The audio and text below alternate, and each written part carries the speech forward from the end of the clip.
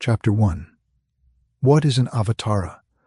Brothers, whenever we assemble to examine the fundamental verities of all faiths, I am inevitably overwhelmed by the vastness of the subject and the insignificance of the expositor, by the magnitude of the horizon that expands before our intellects, and the inadequacy of the words that endeavor to portray it to your vision. Year after year we convene. Time and again, we strive to fathom those great mysteries of life and of the self, which constitute the only subject truly worthy of man's deepest contemplation. All else is fleeting. All else is transient. All else is but the plaything of a moment. Fame, power, wealth, and science, all that exists in this nether world is as nothing when compared to the grandeur of the eternal self within the universe and within man, one in all his manifold manifestations, marvelous and beautiful in every form he projects. And this year, of all the manifestations of the Supreme, we shall dare to study the holiest of holies, those manifestations of God in the world wherein he reveals himself as divine, descending to aid the world he has fashioned, shining forth in his essential nature, with the form serving as but a tenuous film that scarcely veils the divinity from our gaze. How, then, shall we venture to approach it? How shall we dare to undertake this study, save with the deepest reverence and the profoundest humility? For if the study of his works requires patience, reverence, and humbleness of heart, how much more is required when we study him whose works but partially reveal him? When we attempt to comprehend the significance of an avatar, the meaning and the purpose of such a revelation, our president has truthfully observed that a belief in such manifestations exists in all the world's faiths, and that ancient maxim regarding truth, which serves as the hallmark on silver, proving the metal's purity, is valid here, that whatever has been believed everywhere, at every time, and by everyone is true. That is reality. Religions contend over many details, men dispute many propositions, yet where the human heart and the human voice speak in unison, there one finds the mark of truth, there one discovers the sign of spiritual reality. However, in addressing this subject, a difficulty confronts us, confronts you as auditors and myself as speaker. In every modern religion, truth is shorn of her full proportions. The intellect alone cannot grasp the many aspects of the one truth. Consequently, we witness school following school, philosophy succeeding philosophy, each presenting one aspect of truth while ignoring, or even denying, other aspects which are equally valid. Nor is this all. As the age advances from century to century, from millennium to millennium, knowledge grows dimmer and spiritual insight becomes rarer. Those who merely repeat far outnumber those who truly know, and those who speak with a clear vision of spiritual verity are lost amidst the multitudes who cling only to traditions, the origins of which they fail to comprehend. The priest and the prophet, to employ two familiar terms, have in later times ever come into conflict with one another. The priest maintains the traditions of antiquity. Too often, he has lost the knowledge that rendered them real. The prophet, appearing from time to time with the divine word burning like fire upon his lips, proclaims the ancient truth and illuminates tradition. Yet those who cling to the letter of tradition are prone to be blinded by the light of that fire, and to cry heretic against the one who speaks the truth they have lost. Therefore, in religion after religion, when some great teacher has arisen, there has been opposition, clamor, and rejection, because the truth he spoke was too mighty to be confined within the narrow limits of half-blinded men. Regarding the subject we are to study today, certain grooves have been formed, certain ruts, as it were, in which the human mind runs. I am aware that in laying the occult truth before you, I must inevitably, at certain points, come into conflict with the details of a tradition that is repeated by memory rather than understood, and beneath which the truths are not grasped. Pardon me, then, my brothers, if in a discourse on this great topic I should sometimes cross the dividing lines of various schools of Hindu thought. I may not, I dare not, narrow the truth I have learned to suit the limitations that have accumulated through the ignorance of ages, nor make that which is spiritual verity conform to the empty traditions remaining in the faiths of the world. By the duty laid upon me by the Master whom I serve, by the truth, he has bidden me speak to the ears of men of all faiths in this modern world. By these, I must declare to you what is true, regardless of whether or not you agree with it at the moment. For the truth that is spoken wins submission eventually, if not immediately, and anyone who speaks of the riches of antiquity must articulate the truths they taught in their days. rather than repeating the mere commonplaces of modern commentators and the petty orthodoxies that encompass us on every side and divide man from man. I propose, in order to simplify this vast subject, to arrange it under certain headings. First, I propose to remind you of the two great divisions recognized by all who have reflected on the subject, then to address, specifically for this morning, the question, what is an avatar? Tomorrow we shall pose and strive to answer at least partially the question, who is the source of avatars? Subsequently we shall examine special avatars, both of the cosmos and of human races.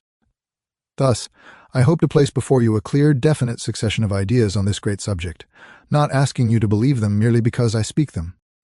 Your reason is the tribunal before which every truth must appear, if it is to be true for you, and you err deeply, almost fatally, if you permit the voice of authority to impose itself where your own understanding does not respond.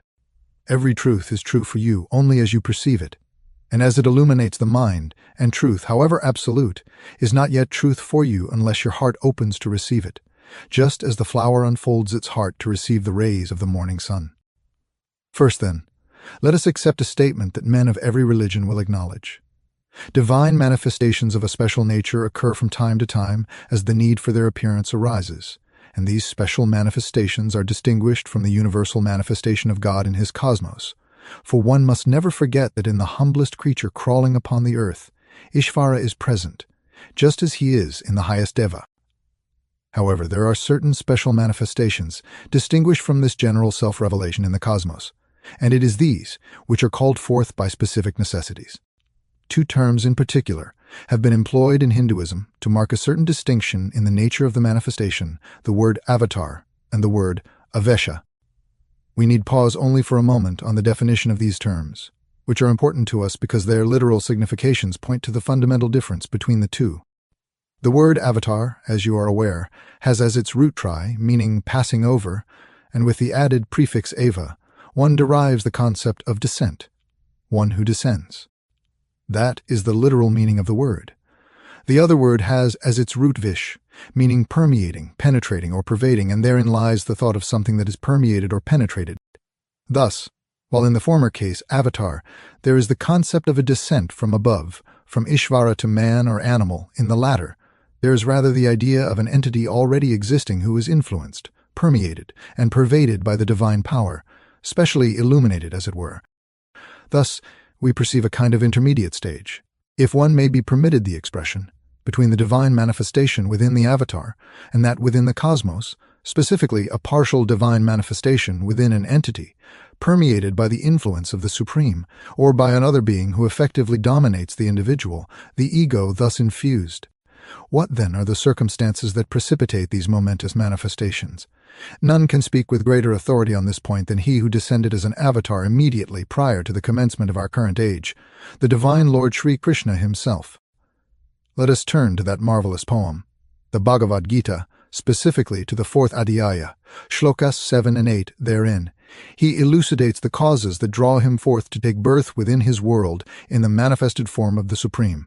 Whenever there is a decline of righteousness, O descendant of Bharata, and a rise of unrighteousness, then I manifest myself.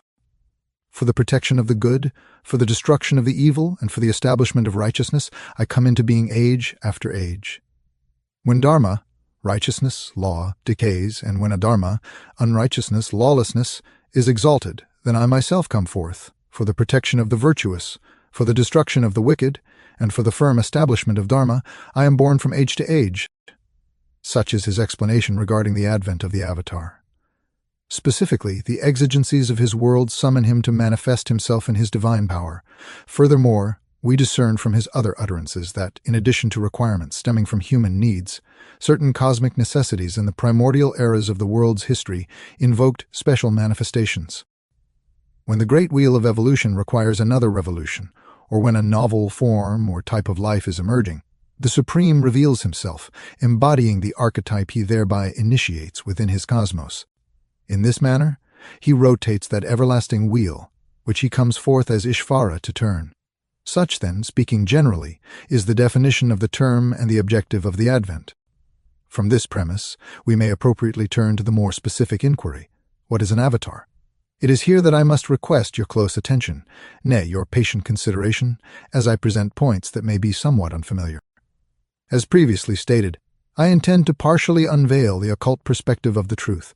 Those who have not previously studied truth in this manner must reflect carefully before rejecting it, and consider at length before refusing it. As we attempt to answer this question, we shall observe the extent to which the great authorities assist our understanding, and the degree to which a lack of knowledge in interpreting those authorities has resulted in misconception. You may recall that the late learned T. Subbarao, in his lectures on the Bhagavad Gita, posited a specific view of the avatar, that it constitutes a descent of Ishvara, or, as he expressed it using the theosophical term, the Logos, a descent of Ishvara uniting himself with a human soul.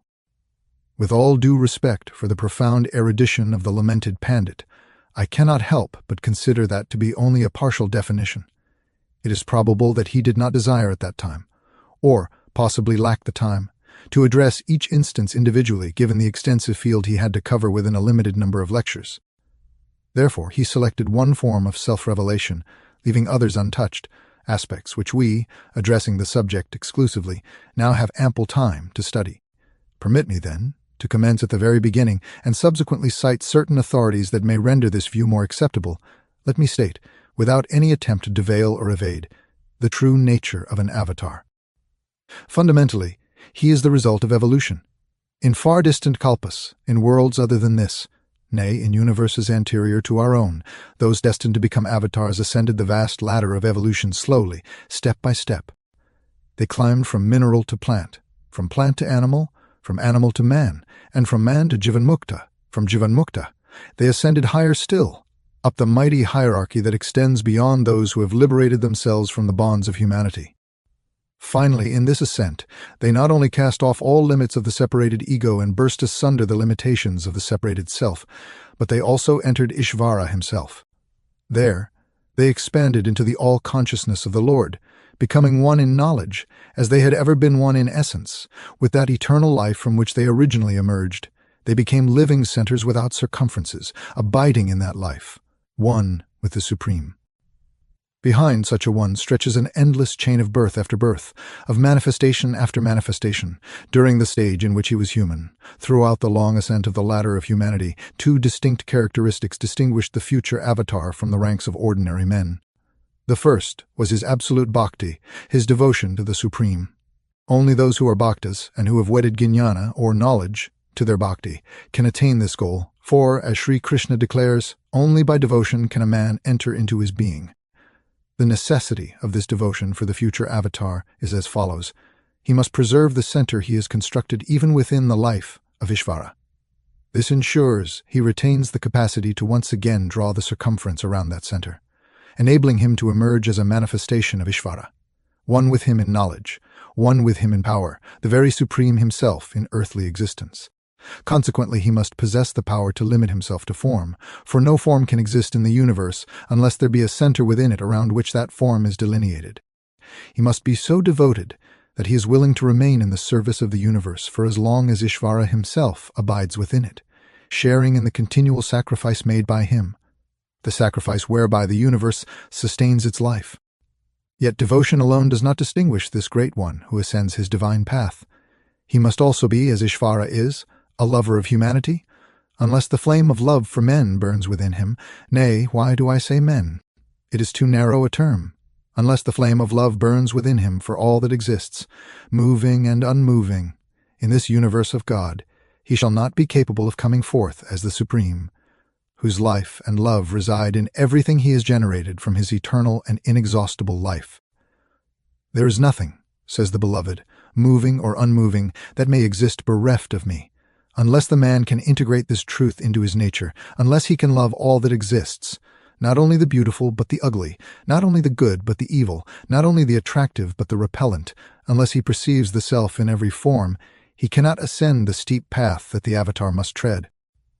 Bhagavad Gita. These, then, are the two great characteristics of the individual destined to become the special manifestation of God: bhakti, or love for the one in whom he is to merge, and love for those whose very existence is the life of God. Only as these qualities emerge within the man is he upon the path that leads him to become, in future universes, in far distant Kalpas, an avatar descending as God to man. I am aware that difficulties arise regarding this perspective on the nature of an avatar. However, these difficulties stem from a partial view, and from the fact that such a view is usually accepted merely on the authority of some great name, rather than through the rigorous thought and thorough understanding of the individual who repeats the shibboleth of his own sect or school.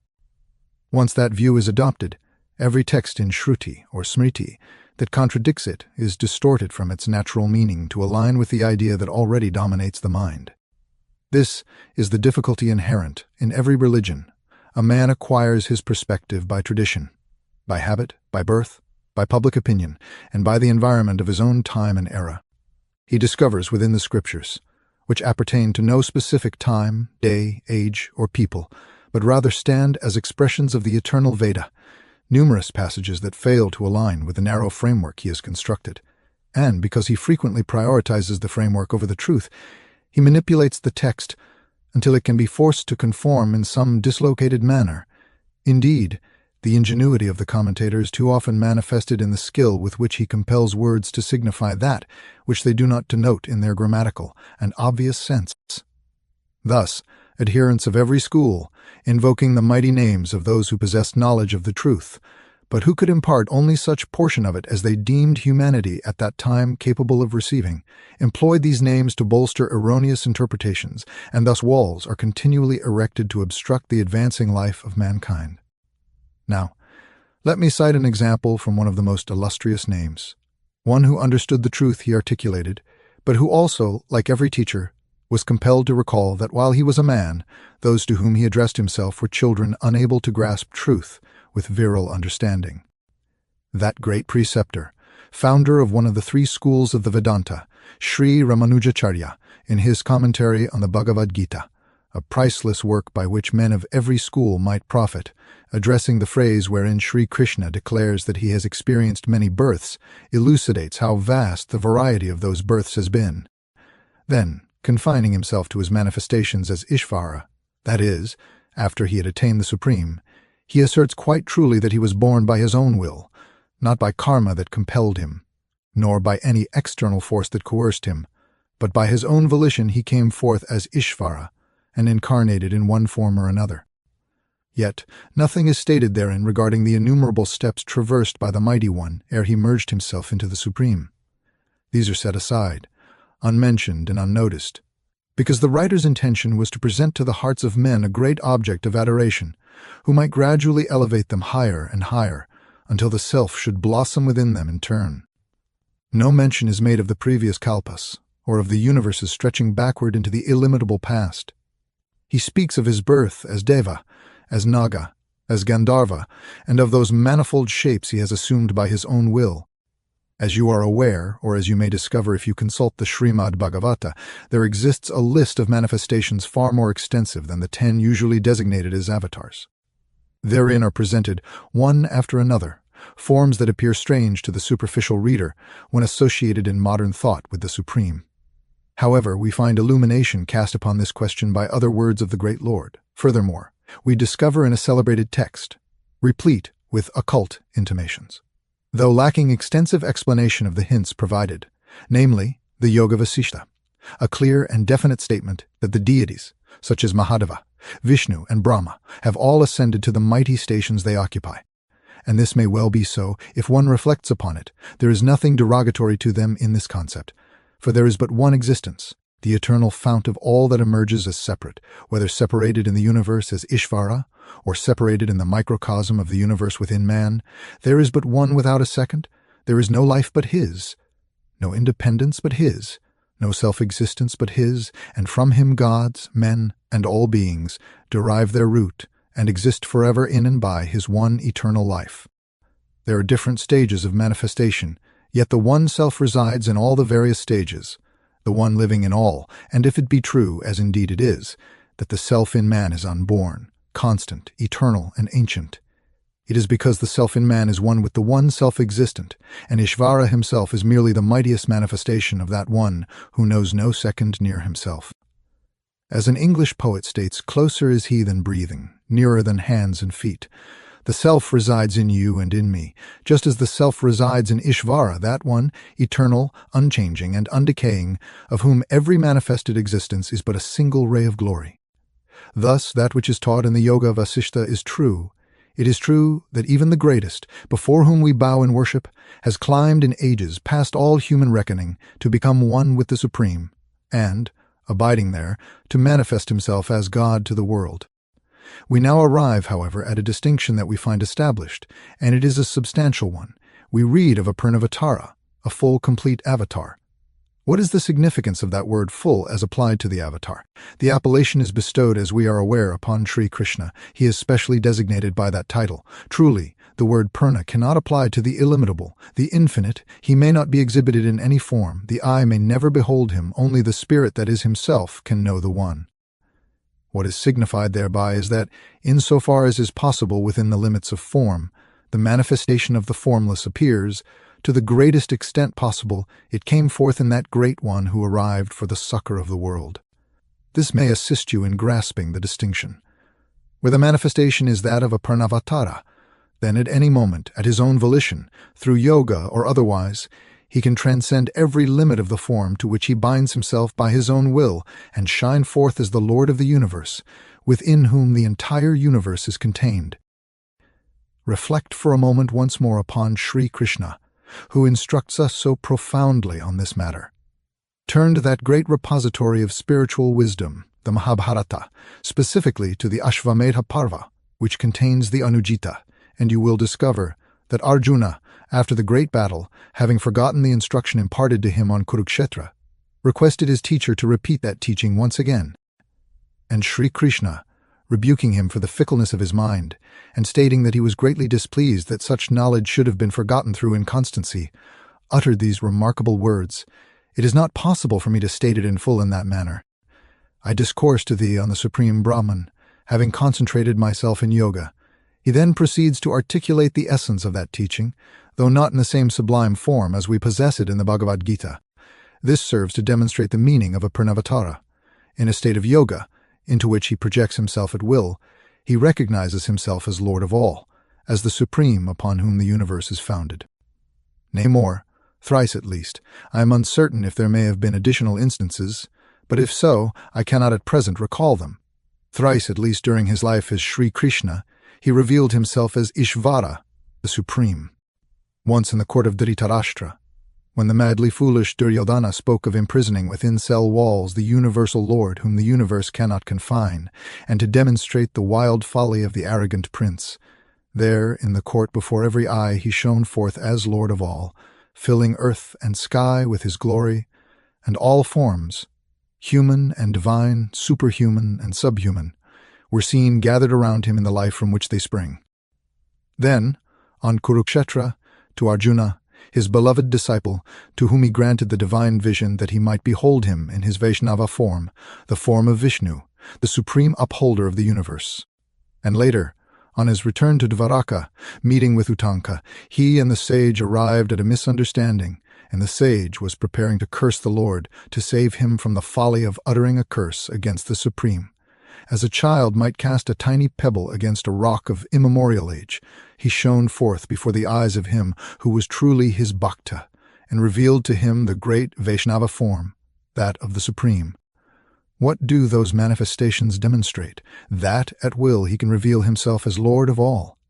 Casting aside the limits of the human form in which men abide, discarding the appearance so familiar to those around him, he could reveal himself as the Mighty One, Ishvara, who is the life of all. Herein lies the mark of a Purnavatara. Always within his grasp, at will, resides the power to manifest himself as Ishvara. But why? The thought may arise in your minds, are not all avatars of this nature, seeing that all are verily of the Supreme Lord? The answer is that by his own will, by his own Maya, he veils himself within the limits which serve the creatures whom he has come to succor. Ah, how distinct he is, this Mighty One, from you and me. When we converse with someone who possesses slightly less knowledge than ourselves, we expound upon all we know to display our erudition, expanding ourselves to the utmost to astonish and cause to marvel the one to whom we speak. That is because we are so small that we fear our greatness will not be recognized unless we magnify ourselves to astonish, or if possible, to terrify. But when he comes who is truly great, who is mightier than anything he produces, he diminishes himself in order to aid those whom he loves. And are you aware, my brothers, that only in proportion as his Spirit enters into us can we, in our limited measure, be helpers in the universe of which he is the sole life, until we, in all our actions and speech, place ourselves within the one we desire to help, and not outside him, feeling as he feels, thinking as he thinks, knowing for the time as he knows, with all his limitations, although further knowledge may exist beyond. We cannot truly be of assistance. That is the condition of all genuine help rendered by man to man, just as it is the sole condition of the help bestowed upon man by God himself. Thus, in other avatars, he limits himself for the sake of humanity. Consider the great king, Sri Rama. What did he come to demonstrate? The ideal kshatriya, in every relation of the kshatriya life, as a son, perfect as a son alike to a loving father and to a jealous and for the time unkind stepmother. For you may recall that when the father's wife, who was not his own mother, commanded him to depart into the forest on the very eve of his coronation as heir, his gentle answer was, "Mother, I go." Perfect as a son, perfect as a husband, had he not limited himself by his own will to exemplify what a husband should be to a wife, how could he, in the forest, when Sita had been torn away by Ravana, have displayed such grief, have uttered the piteous lamentations which have drawn tears from thousands of eyes, as he calls upon plants and trees, upon animals and birds, upon gods and men, to tell him where his wife, his other self, the life of his life, had gone? How could he have taught men what a wife should be to a husband's heart unless he had limited himself?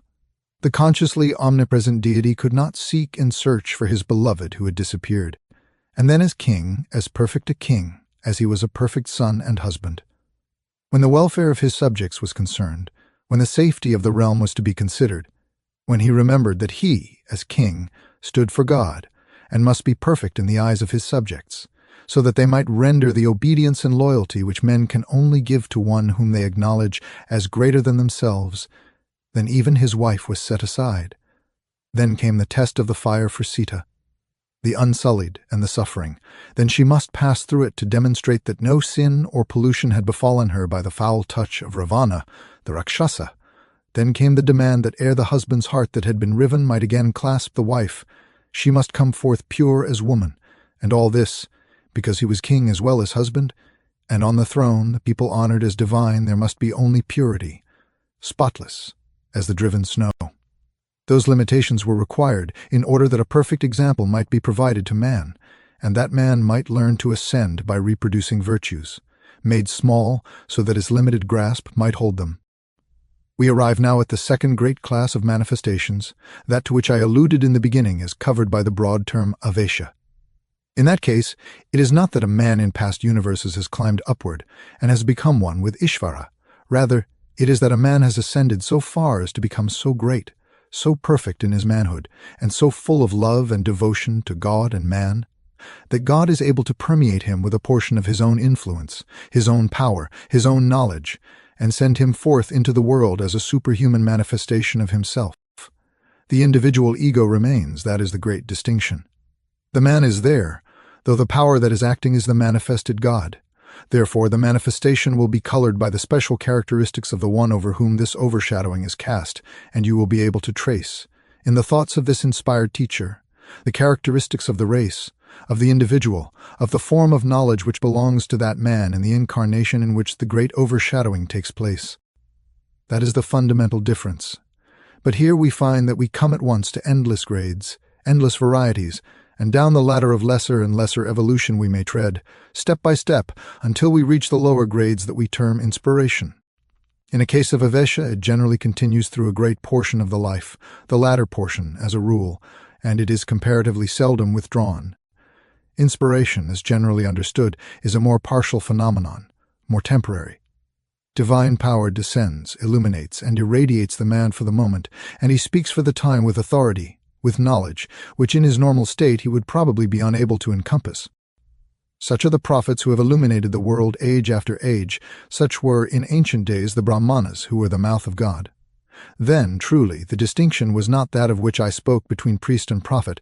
Both were united in the one illumination, and the teaching of the priest and the preaching of the prophet ran on the same lines, and set forth the same great truths.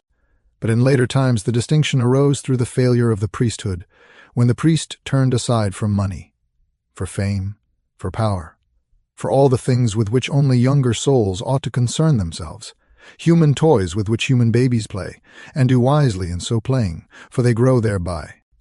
Then the priests became formal, the prophets became increasingly rare, until the great fact of inspiration was relegated wholly to the past, as though God or man had altered, man no longer divine in his nature, God no longer willing to speak words in the ears of men. But inspiration is a fact in all its stages, and it extends far further than some of you may conceive. The inspiration of the prophets, spiritually mighty and convincing, is needed, and they come to the world to impart a new impulse to spiritual truth. But there is a general inspiration that anyone may share who strives to manifest the divine life from which no son of man is excluded, for every son of man is a son of God. Have you ever been drawn away for a moment into higher, more peaceful realms, when you have encountered something of beauty, of art, of the wonders of science, of the grandeur of philosophy?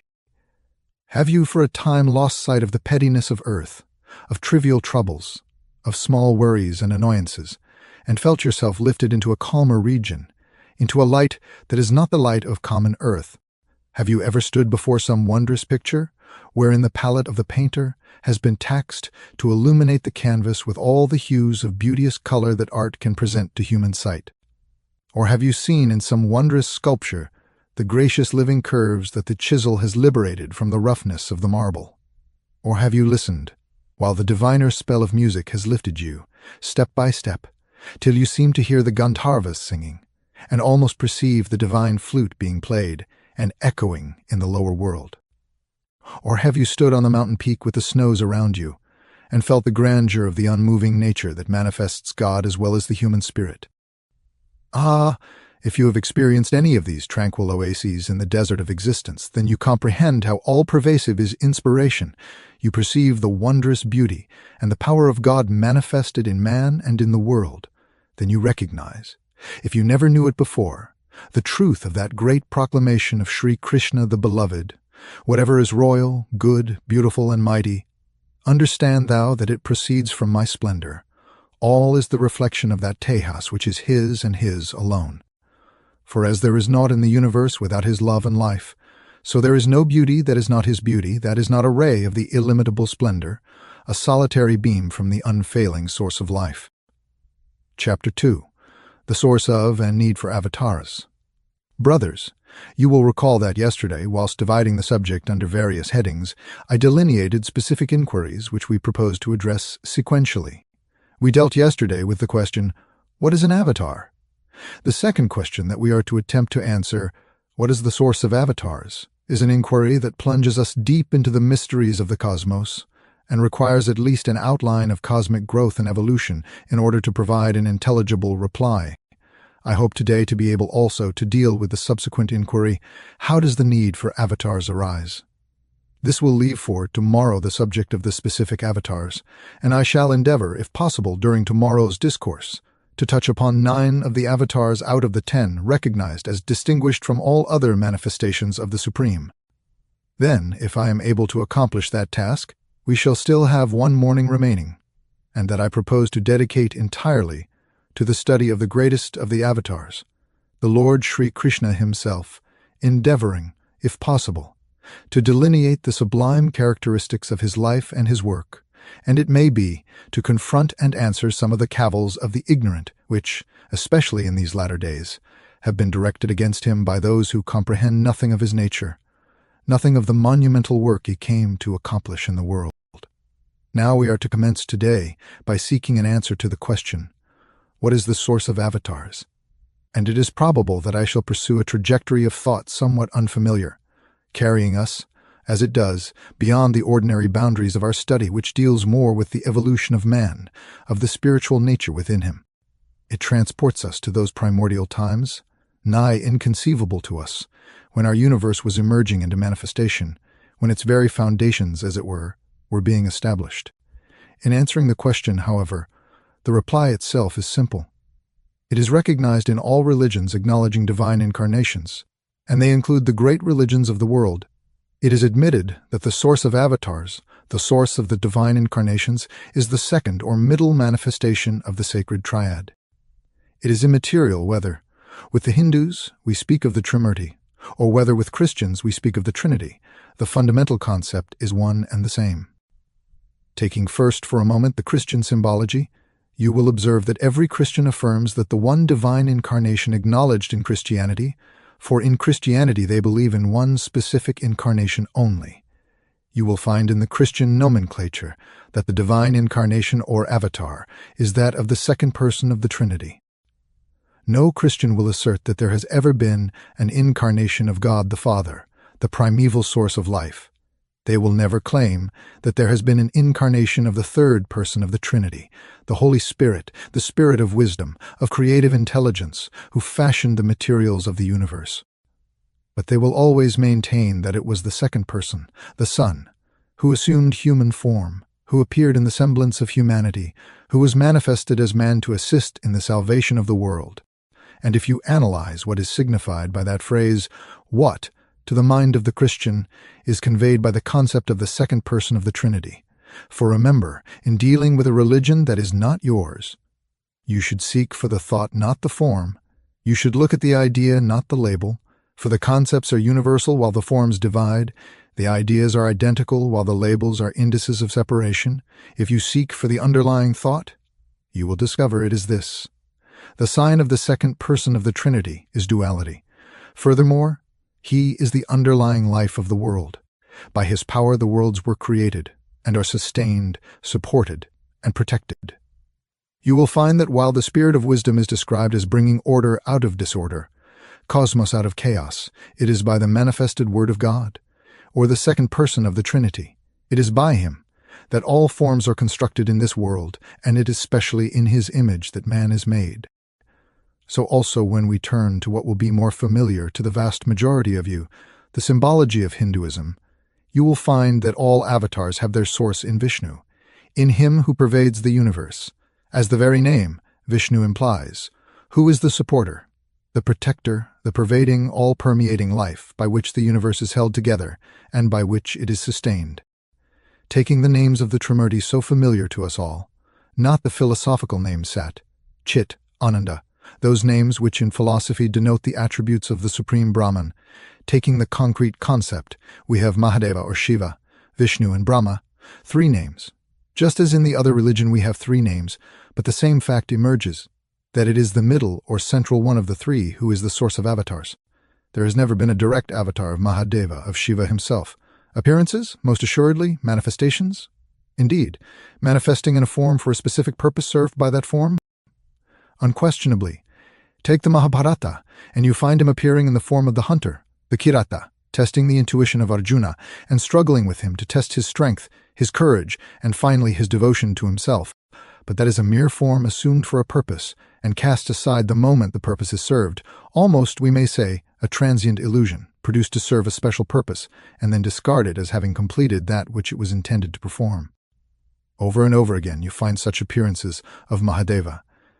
You may recall one most beautiful narrative, in which he appears in the form of a Chandala, an outcast, equivalent to a scavenger, at the gateway of his own city of Kashi, when one who was especially overshadowed by a manifestation of himself, Sri Shankaracharya, was approaching with his disciples to the sacred city, veiling himself in the form of an outcast, for to him all forms are the same. The human differences are but as the grains of sand which vanish before the majesty of his greatness. He prostrated himself in the dust before the gateway, so that the great teacher could not traverse the path without touching him, and he called to the Chandala to make way in order that the Brahmana might proceed unpolluted by the touch of the outcast. Then the Lord, speaking through the form he had chosen, rebuked the very one whom his power overshadowed, asking him questions which he could not answer, and thus abasing his pride and teaching him humility. Such forms truly he has assumed, but these are not what we can term avatars. They are mere ephemeral forms, not manifestations upon earth where a life is lived and a great drama is enacted. So it is with Brahma. He also has appeared from time to time, has manifested himself for some special purpose, but there is no avatar of Brahma which we can designate by that very definite and well-understood term. Now for this fact there must be some reason.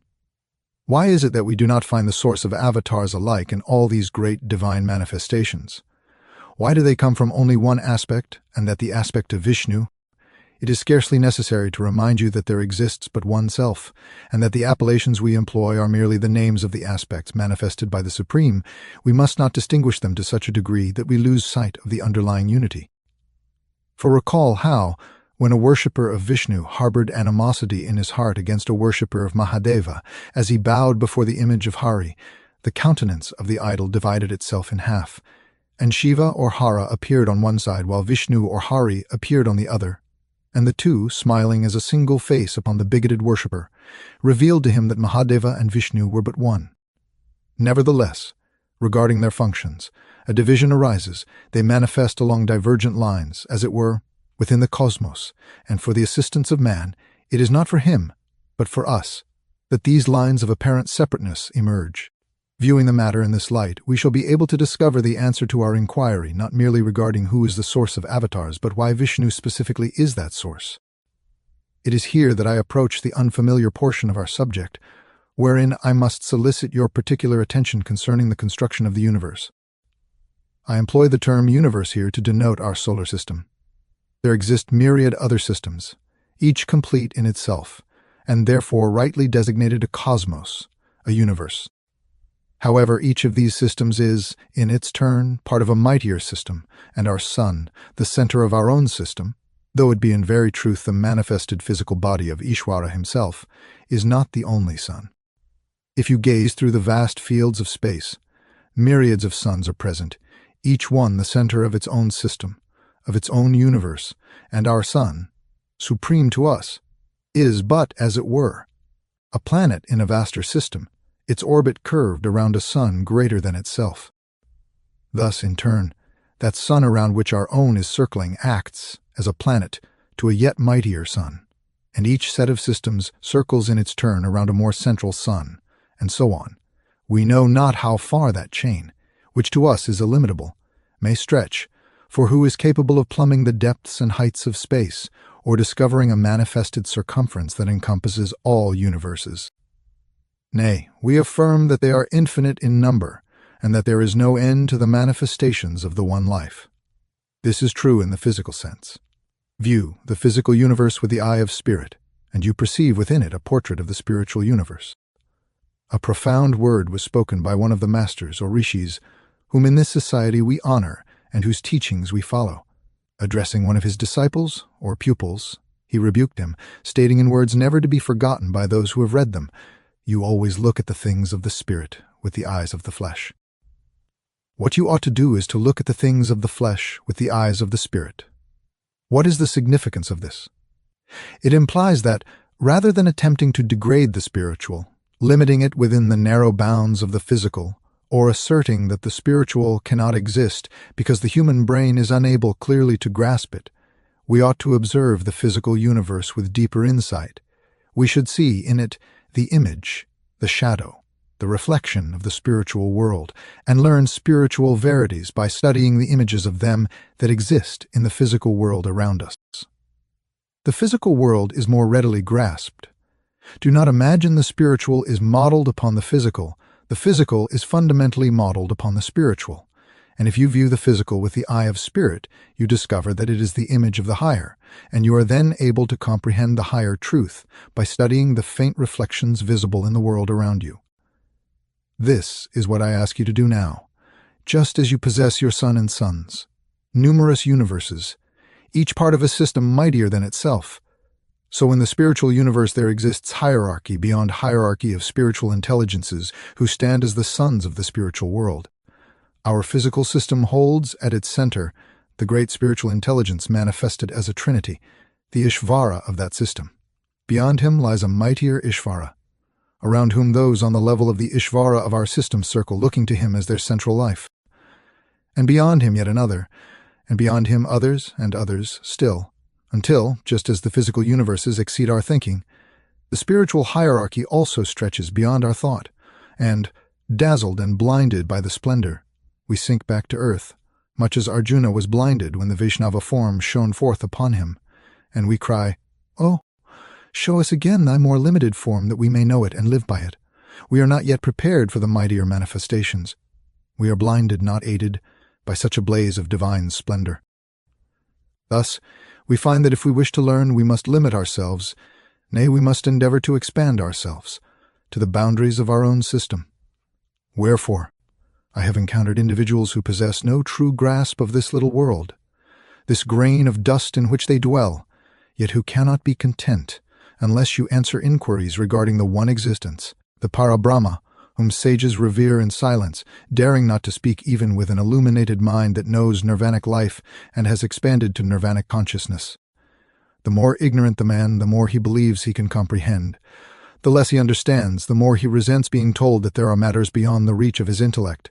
Existence is so mighty that he cannot even dream of the lowest attributes that distinguish them. For myself, acknowledging my own ignorance and knowing that many an age must pass before I shall be capable of addressing these profounder problems, I sometimes gauge the ignorance of the inquirer by the questions he poses regarding ultimate existences, and when he demands to know what he terms the primary origin, I know that he has not grasped even the 1,000th part of the origin from which he himself has sprung. Therefore, I state to you frankly that these mighty ones whom we worship are the gods of our system. Beyond them stretch mightier ones still, whom, perhaps myriads of kalpas hence, we may begin to understand and worship. Let us then confine ourselves to our own system and rejoice if we can catch some ray of the glory that illumines it. Vishnu possesses his own functions, as do Brahma and Mahadeva. The initial work in this system is performed by the third of the sacred great ones of the Trimurti, Brahma, as you are all aware, for you have read that the creative intelligence came forth as the third of the divine manifestations. I care not which symbology you adopt, perchance that of the Vishnu Purana will be most familiar, wherein the unmanifested Vishnu lies beneath the water, standing as the first of the Trimurti, then the lotus, standing as the second, and the open lotus revealing Brahma, the third, the creative mind. You may recall that the work of creation commenced with his activity. When we study, from the occult standpoint, in what that activity consisted, we find it consisted in impregnating with his own life the matter of the solar system, that he gave his own life to build up form after form of atom, to establish the great divisions in the cosmos, and that he formed, one after another, the 5 kinds of matter. Working by his mind, he is sometimes designated Mahat, the Great One, intelligence. He formed the tattvas one after another. Tattvas, you may remember from last year, are the foundations of the atoms, and there are 5 of them manifested at the present time. That is his specific task. Then he meditates and forms, as thoughts come forth. There his manifest work may be said to end, though he maintains ever the life of the atom. As far as the active labor of the cosmos is concerned, he yields to the next of the great forces that is to operate, the force of Vishnu. His work is to gather together that matter which has been built, shaped, prepared, and vivified, and to build it into definite forms in accordance with the creative ideas brought forth by the meditation of Brahma. He imparts to matter a binding force. He endows it with those energies that cohere form. No form exists without him, whether it be animate or inanimate. How frequently does Sri Krishna, speaking as the Supreme Vishnu, emphasize this fact? He is the life within every form. Were it absent, the form could not exist. Without it, the form would revert to its primeval elements and cease to live as a distinct entity. He is the omnipresent life. The sustainer of the universe is one of his appellations. Mahadeva possesses a distinct function within the cosmos. Specifically, he is the great yogi. Specifically, he is the great teacher, the Mahaguru. He is sometimes designated Jagadguru, the teacher of the world. Repeatedly, to cite a comparatively modern example, such as the Guru Gita, we encounter him as the teacher, whom Parvati approaches seeking instruction regarding the nature of the Guru. It is he who defines the Guru's labors, and it is he who inspires the Guru's doctrine. Every Guru on earth is a reflection of Mahadeva, and it is his life that he is commissioned to disseminate to the world. The yogi immersed in contemplation, invariably assuming the ascetic form. This delineates his functions. For the symbols by which the mighty ones are depicted in the teachings are far from arbitrary. Rather, they are replete with the profoundest significance. Thus, when you observe him represented as the eternal yogi, holding the cord, seated as an ascetic in contemplation, it signifies that he is the supreme ideal of the ascetic life, and that those who come specifically under his influence must forsake the home, forsake the family, transcend the ordinary ties of evolution, and dedicate themselves to a life of asceticism, to a life of renunciation, to participate, however feebly, in that mighty yoga by which the universe is preserved. He then manifests not as avatar, rather such manifestations proceed from him who is the God, the spirit of evolution, who evolves all forms. That is the reason why all these avatars issue from Vishnu. For it is he who, by his infinite love, indwells every form he has created with patience that nothing can exhaust, with love that nothing can weary, with a quiet, calm endurance that no human folly can disturb from its eternal peace. He resides in every form, molding it as it will bear the molding, shaping it as it yields itself to his impulse, constraining himself, limiting himself so that his universe may expand, the Lord of eternal life and bliss, dwelling in every form. If you comprehend this, it is not difficult to articulate why the avatars proceed from him alone. Who else should assume form save the one who bestows form? Who else should labor with this unending love save he who, for the duration of the universe's existence, binds himself that the universe may live and ultimately share his freedom? He is bound so that the universe may be free. Who else, then, should emerge when special necessity arises? Furthermore, he establishes the great archetypes. Permit me to recall to your memory the Srimad Bhagavata, wherein an early chapter of the first book, the third chapter, provides an extensive catalogue of the forms that Vishnu assumed, including not only the great avatars, but also a multitude of others. It is recorded that he appeared as Nara and Narayana. It is stated that he appeared as Kapila. He assumed female forms, and so forth, a comprehensive list being provided of the guises he adopted.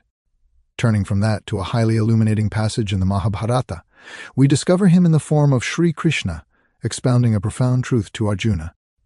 There he articulates the law governing these appearances when, O son of Pritha, I reside in the order of the deities, then I act in every respect as a deity. When I reside in the order of the Gandharvas, then I act in every respect as a Gandharva. When I reside in the order of the Nagas, I act as a Naga. When I reside in the order of the Yakshas, or that of the Rakshasas, I act according to the manner of that order. Born now in the order of humanity, I must act as a human being. This is a profound truth, a truth that few in modern times recognize. Every type in the universe, in its proper station, is valid. Every type in the universe, in its proper station, is necessary. There is no life save his life. How then could any type come into existence apart from the universal life, without which nothing can exist? We speak of good forms and evil, and rightly so, regarding our own evolution. However, from the broader perspective of the cosmos, good and evil are relative terms, and all things are very good in the sight of the Supreme who dwells in everyone. How can a type come into existence in which he cannot dwell? How can anything live and move, save as it has its being in him? Each archetype possesses its function. Each archetype possesses its place. The type of the Rakshasa no less than the type of the Deva, of the Asura no less than of the Sura. Allow me to offer one singular yet lucid illustration, which nevertheless possesses a certain graphic force. Consider a pole you wish to move, positioned upon a pivot, like the mountain that churned the ocean. A pole with two ends, which we shall designate as positive and negative. The positive end, let us say, is pushed in the direction of the river. The negative pole is pushed. In which direction? In the opposite. And those who are pushing it have their faces turned in the opposite direction. One individual faces the river, the other has his back to it, looking in the contrary direction. Yet the pole rotates in a single direction, although they push in opposite directions. They are laboring around the same circle, and the pole rotates with greater velocity because it is propelled from both ends. This serves as an analogy for our universe. The positive force you term the Deva or Sura, his face, it appears, is turned toward God. The negative force you term the Rakshasa or Asura, his face, it seems, is turned away from God. Nay, indeed, God is everywhere, at every point of the circle around which they tread, and they tread his circle and execute his will, and in no other manner, and all eventually find rest and peace in him. Therefore, Sri Krishna himself can incarnate in the form of a Rakshasa, and when in that form, he will act as a Rakshasa, and not as a Deva, performing that portion of the divine work with the same perfection as he performs the other, which men, in their limited vision, designate as the good. This is a great truth, difficult to apprehend. I shall be obliged to return to it presently when discussing Ravana, one of the mightiest types, perhaps the greatest, of all the Rakshasas. And we shall observe, if we can follow, how this profound truth manifests. But remember, if in the minds of some among you there exists some reluctance to accept this, that the words I cite originate not from me, but from the Lord who spoke of his own embodiment. He has preserved in Scripture for your instruction the fact that he has embodied himself in the form of a Rakshasa and has acted according to the manner of that order. Setting that aside temporarily, there is one further point I must address before speaking of the necessity for avatars, and it is this. When the great central deities have manifested, there subsequently emerge from them 7 deities of what we may term the second order. In theosophy, they are designated as the planetary logoi, to distinguish them from the great solar logoi, the central life. Each of these is associated with one of the 7 sacred planets and with the chain of worlds connected to that planet. Our world constitutes one of the links in this chain, and you and I traverse this chain in successive incarnations through the great stages of life. The world, our present world, is the intermediate sphere of one such chain. One Logos of the secondary order presides over the evolution of this chain of worlds. He manifests 3 aspects, reflections of the great Logoi who reside at the center of the system. You have perhaps read of the 7-leaved lotus, the Saptaparnapadma, viewed with higher sight, gazed upon with the open vision of the seer. That mighty group of creative and directing beings resembles the lotus with its 7 leaves, and the great ones reside at the heart of the lotus. It appears as if one could perceive a vast lotus flower spread out in space, the tips of the 7 leaves being the mighty intelligences presiding over the evolution of the chains of worlds. This lotus emblem is no mere symbol but a high reality, perceptible in that wondrous world from which the sages derive the image. Because the great rishis of antiquity, perceiving with the unclouded eye of knowledge, beheld the lotus flower expanded within space, they adopted it as the symbol of the cosmos, the lotus with its 7 leaves, each constituting a mighty diva presiding over a distinct lineage of evolution. We are primarily concerned with our own planetary diva, and through him, with the great devas of the solar system. The purpose of this reference is to elucidate a term that has perplexed many students, Mahavishnu. Why is this specific epithet employed, and what significance does it bear? It signifies the great solar logos, Vishnu in his essential nature. However, there exists a reflection of his glory, his power, and his love that stands in more immediate relation to ourselves and our world. This entity acts as his representative, much as a viceroy represents a monarch. We shall observe that certain avatars proceeded from Mahavishnu via the planetary logos, who oversees our evolution and that of the world. Conversely, the Purnavatara, whom I discussed yesterday, emanates directly from Mahavishnu with no intermediary interposing between himself and the world he descends to succor. A further distinction exists between the Purnavatara and those more limited manifestations, a distinction I could not articulate yesterday, as the necessary terminology would have been unintelligible at that stage. In tomorrow's discourse, when we address the avatars Matsya, Kurma, and others, we shall find that these specific avatars, associated with the evolution of particular types within the world, derive indirectly from Mahavishnu. They arrive through the mediation of his mighty representative for our own chain, that sublime intelligence who conveys his love, administers his will, and serves as the channel of his all-pervading and sustaining power. When we proceed to study Sri Krishna, we shall discover that no intermediary exists. He stands as the Supreme himself. While in other instances a mediating presence may be recognized, such mediation is absent in the case of the great Lord of Life. Deferring further elaboration of this point until tomorrow, let us address the next inquiry: how does the necessity for avatars arise? For in the minds of some, a difficulty quite naturally presents itself. The difficulty felt by many thoughtful individuals may be formulated thus: surely the entire plan of the world resides within the mind of the Logos from the beginning. We cannot suppose that he labors like a mortal artisan, imperfectly comprehending his objective. He must be the architect as well as the builder. He must conceive the design as well as execute it. He is not akin to the mason who places a stone in the wall as instructed, ignorant of the architecture of the edifice to which he contributes. He is the master builder, the great architect of the universe, and every detail of that universal plan must have existed within his mind before the universe began. Yet if this be so, and we cannot conceive otherwise, how does the need for special intervention arise? Does the fact of such intervention not imply the emergence of some unforeseen difficulty? If an interference with the execution of the plan is required, does this not suggest that, in the original design, some force was unaccounted for, some obstacle unforeseen, or some contingency arose for which no preparation had been made?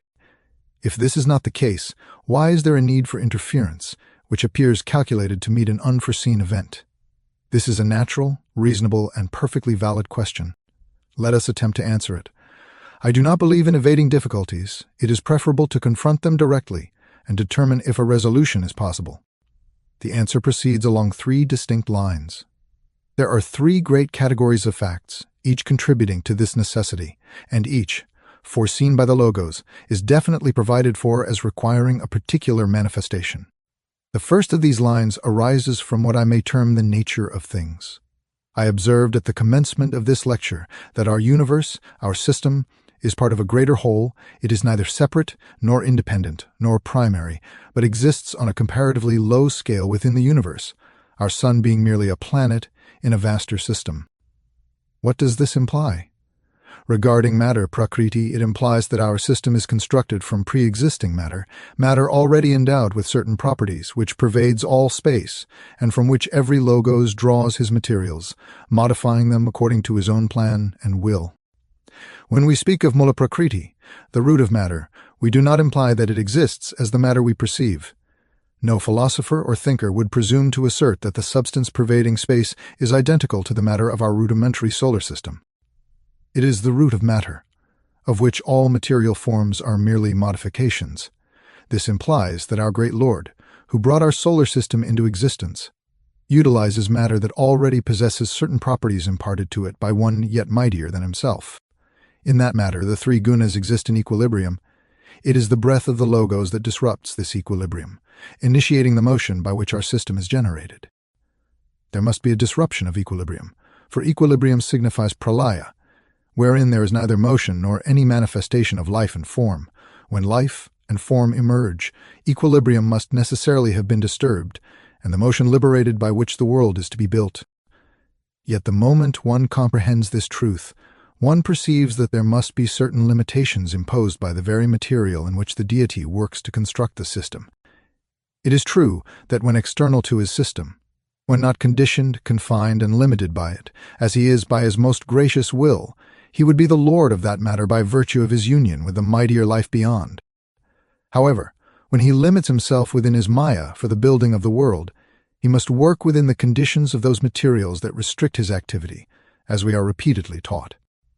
Now, in the ceaseless interplay of sattva, rajas, and tamas, when tamas gains ascendancy, aided, and as it were, driven by rajas, so that they predominate over sattva in the foreseen evolution, when the two, combining, overpower the third, when the force of rajas and the inertia and obstinacy of tamas, binding themselves together, impede the action, harmony, and pleasure-giving qualities of sattva, then arises one of the conditions under which the Lord comes forth. He descends to restore the disturbed interaction of the three gunas and to re-establish such equilibrium between them as shall enable evolution to proceed unimpeded and without arrest in its progress. He re-establishes the balance of power that yields orderly motion, that order having been disturbed by the cooperation of the two in opposition to the third. In these fundamental attributes of matter, the three gunas, lies the primary reason for the necessity of avatars. The second necessity concerns man himself, and here, in both the second and third instances, we return to that question of good and evil of which I have previously spoken. Ishvara, when he undertook the evolution of man, I say this with all reverence, faced a more arduous task than in the evolution of the lower forms of life. Upon them, the law is imposed, and they must obey its impulse. For the mineral, the law is compulsory. Every mineral moves according to the law, without introducing any impulse from itself to oppose the will of the one.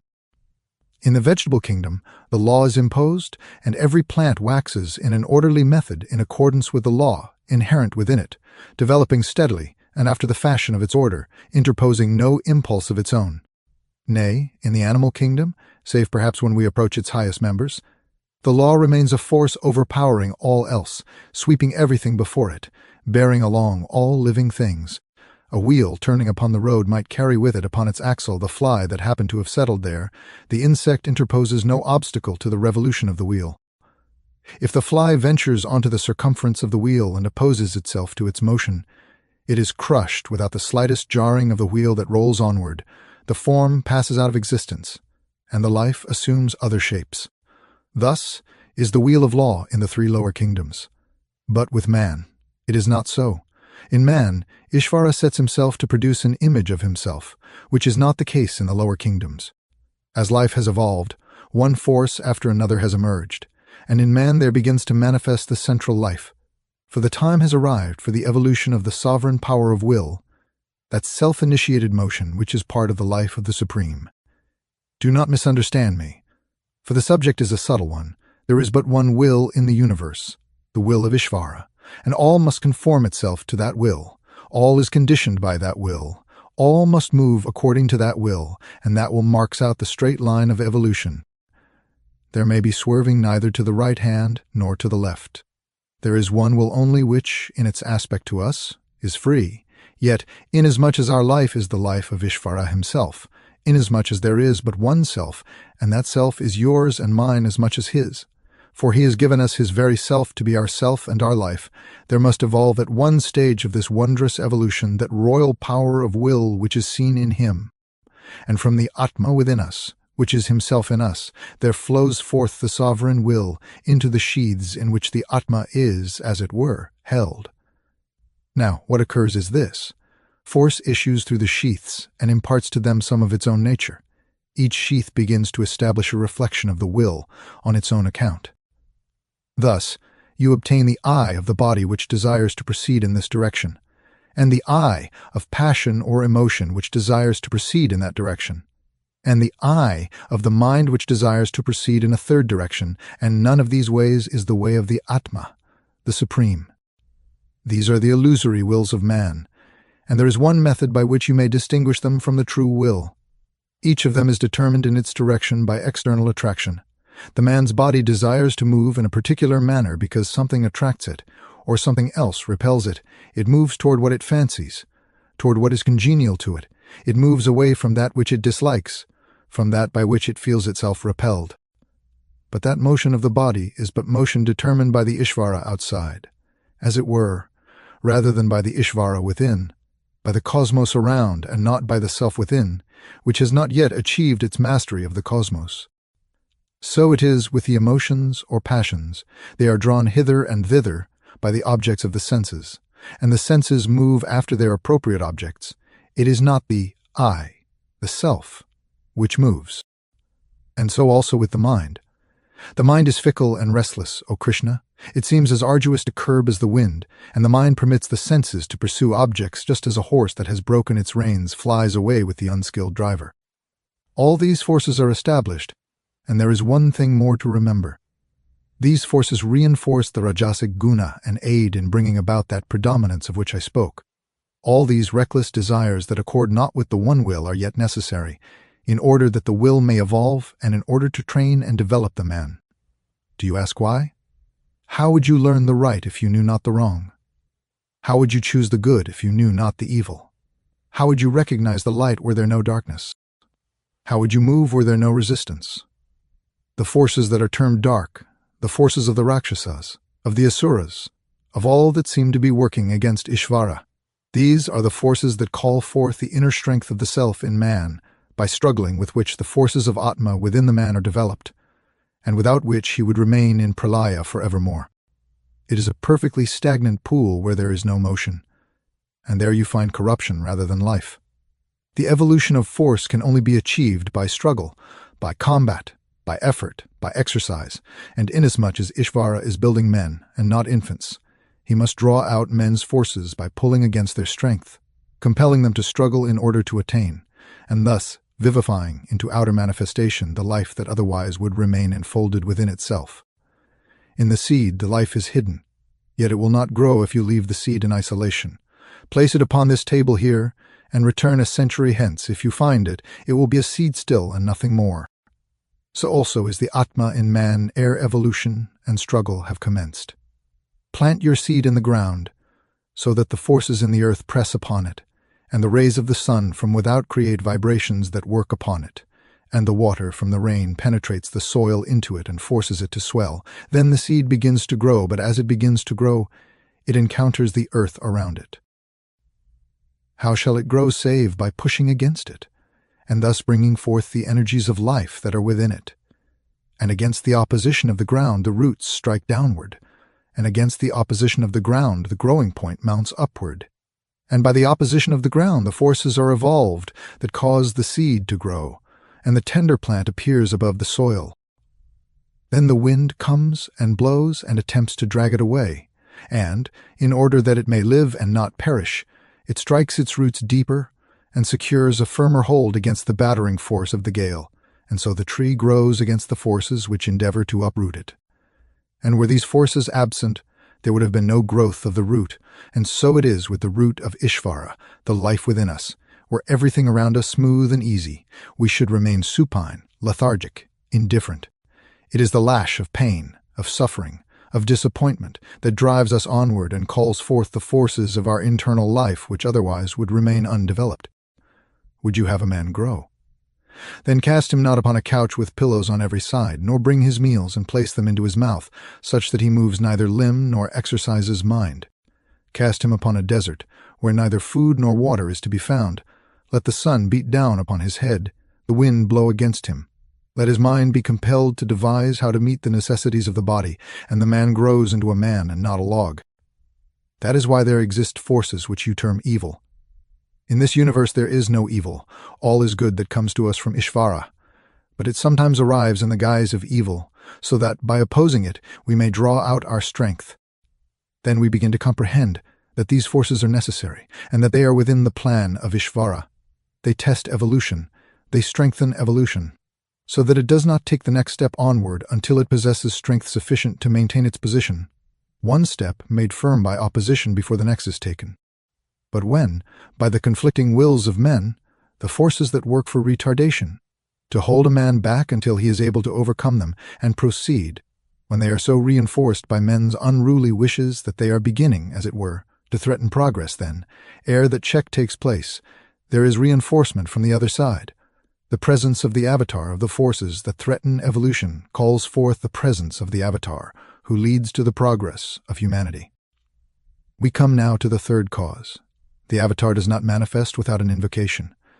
It is said that when the earth becomes heavily burdened by its load of iniquity, the devas implore, "Save us, O Supreme Lord."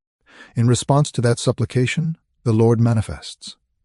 Yet what is the significance of the peculiar phrase I employed deliberately to arrest your attention, that which I termed an avatar of evil? By the volition of the One Supreme, an entity incarnates to consolidate the forces conducive to retardation, so that, having been thus amassed, they may be annihilated by the countervailing force of righteousness, thereby re-establishing equilibrium and permitting evolution to proceed along its ordained path. Devas labor for bliss, the recompense of heaven.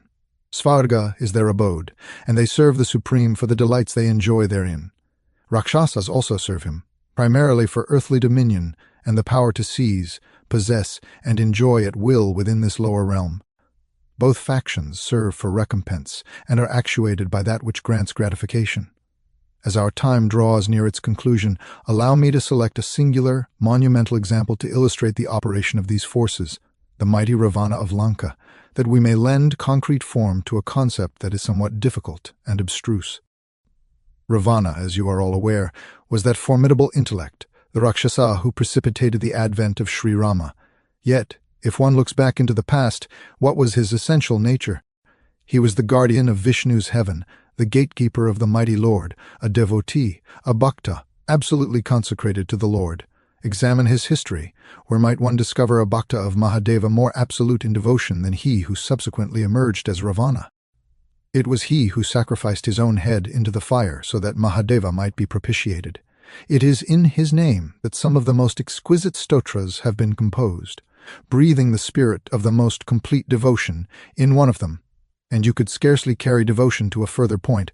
Words are placed in the mouth of Ravana appealing to Mahadeva, describing him as surrounded by forms the most repellent and undesirable, encompassed on every side by pisachas and bhutas, which to us appear but the embodiment of the dark shadows of the cremation ground. forms from which all beauty is withdrawn. He cries out in a passion of love, "Better to wear the form of a pisacha, so that we may evermore be near and wait upon thee." How then did he come to be the abductor of Sita and the adversary of God? You are aware that through a deficiency of intuition, through a lack of capacity to recognize the significance of a command, adhering to the letter rather than the spirit, attending to the exterior rather than the interior, he refused to open the gate of heaven when Sanat Kumara arrived and demanded entrance. To supply that which was lacking and to earn that which was wanting, a pronouncement, termed a curse, though it was the natural reaction to the error, was issued. He was presented with a choice. Will you endure 7 incarnations in amity with Vishnu, or 3 in which you shall be his enemy and oppose him? Because he was a true bhakta, and because every moment of absence from his Lord signified to him an inferno of torment, he elected the 3 lives of enmity, which would permit him to return sooner to the feet of the beloved, rather than the 7 of happiness and amity. Better a brief period of absolute enmity than a prolonged estrangement in apparent felicity. It was love, not hatred, that compelled him to choose the guise of a Rakshasa rather than the form of a rishi. This constitutes the first point of explanation. Furthermore, having assumed the form of a Rakshasa, he was obliged to fulfill his duty as a Rakshasa. He was no weakling to be swayed by fleeting thoughts or transient objects. He possessed the totality of Vedic learning. Indeed, it is said that with him, Vedic knowledge vanished from the earth. He comprehended his duty, and what was that duty? To exert every force inherent in his mighty nature to impede evolution, and thereby provoke every latent power in man that could be summoned only by opposing energy that must be overcome. To rally around him all forces antithetical to evolution, to constitute himself the sovereign, the center, and the lawgiver for every force arraying itself against the will of the Lord, to consolidate them, as it were, into one head and one arm. Thus, when their apparent triumph caused the earth's lament to ascend to Vishnu, the response might manifest in Rama's avatar for their destruction, ensuring the life wave might proceed. Nobly he performed the work. Thoroughly he discharged his duty. It is said that even sages are perplexed regarding Dharma, for truly it is subtle and difficult to grasp in its entirety, though the fragment visible to the common man appears simple enough. His Dharma was that of a Rakshasa, to lead the collected forces of evil against the one whom in his inner soul, then obscured, he loved.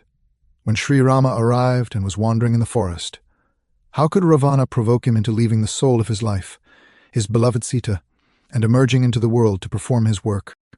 By depriving him of the one object to which he adhered, by abducting the wife he loved as his very self, and by placing her in the location where all the forces of evil were congregated, thus creating a single head for destruction which the arrow of Sri Rama might annihilate. Then ensued the mighty battle, the struggle involving all the forces of his great nature, so that the law might be obeyed to the uttermost and fulfilled to the last grain, the debt owed fully paid. And then, the shaft of the beloved, the arrow of Sri Rama that severed the head of the apparent enemy, the true devotee, and from the corpse of the Rakshasa that fell upon the field near Lanka, the devotee ascended to Goloka, to sit at the feet of the beloved, resting for a time until the 3rd incarnation was to be lived out. Such, then, are some of the reasons for, and the methods by which, the advent of the Avatar is brought about. My final word to you today, my brothers, consists of but a single sentence, intended to preclude the possibility of a misconception to which our delving into these profound depths of thought might give rise. Remember that although all powers are his and all forces are his, Rakshasa as much as Deva, Asura as much as Sura, for the sake of your own evolution, you must align yourself with the good and struggle to the utmost against evil. Do not allow the concepts I have posited to lead you into a quagmire, into a pit of perdition in which you may temporarily perish, reasoning that because evil is relative, because it exists by the one will, and because the Rakshasa belongs to him as much as the Deva, you may therefore ally yourself with them and tread their path. It is not so.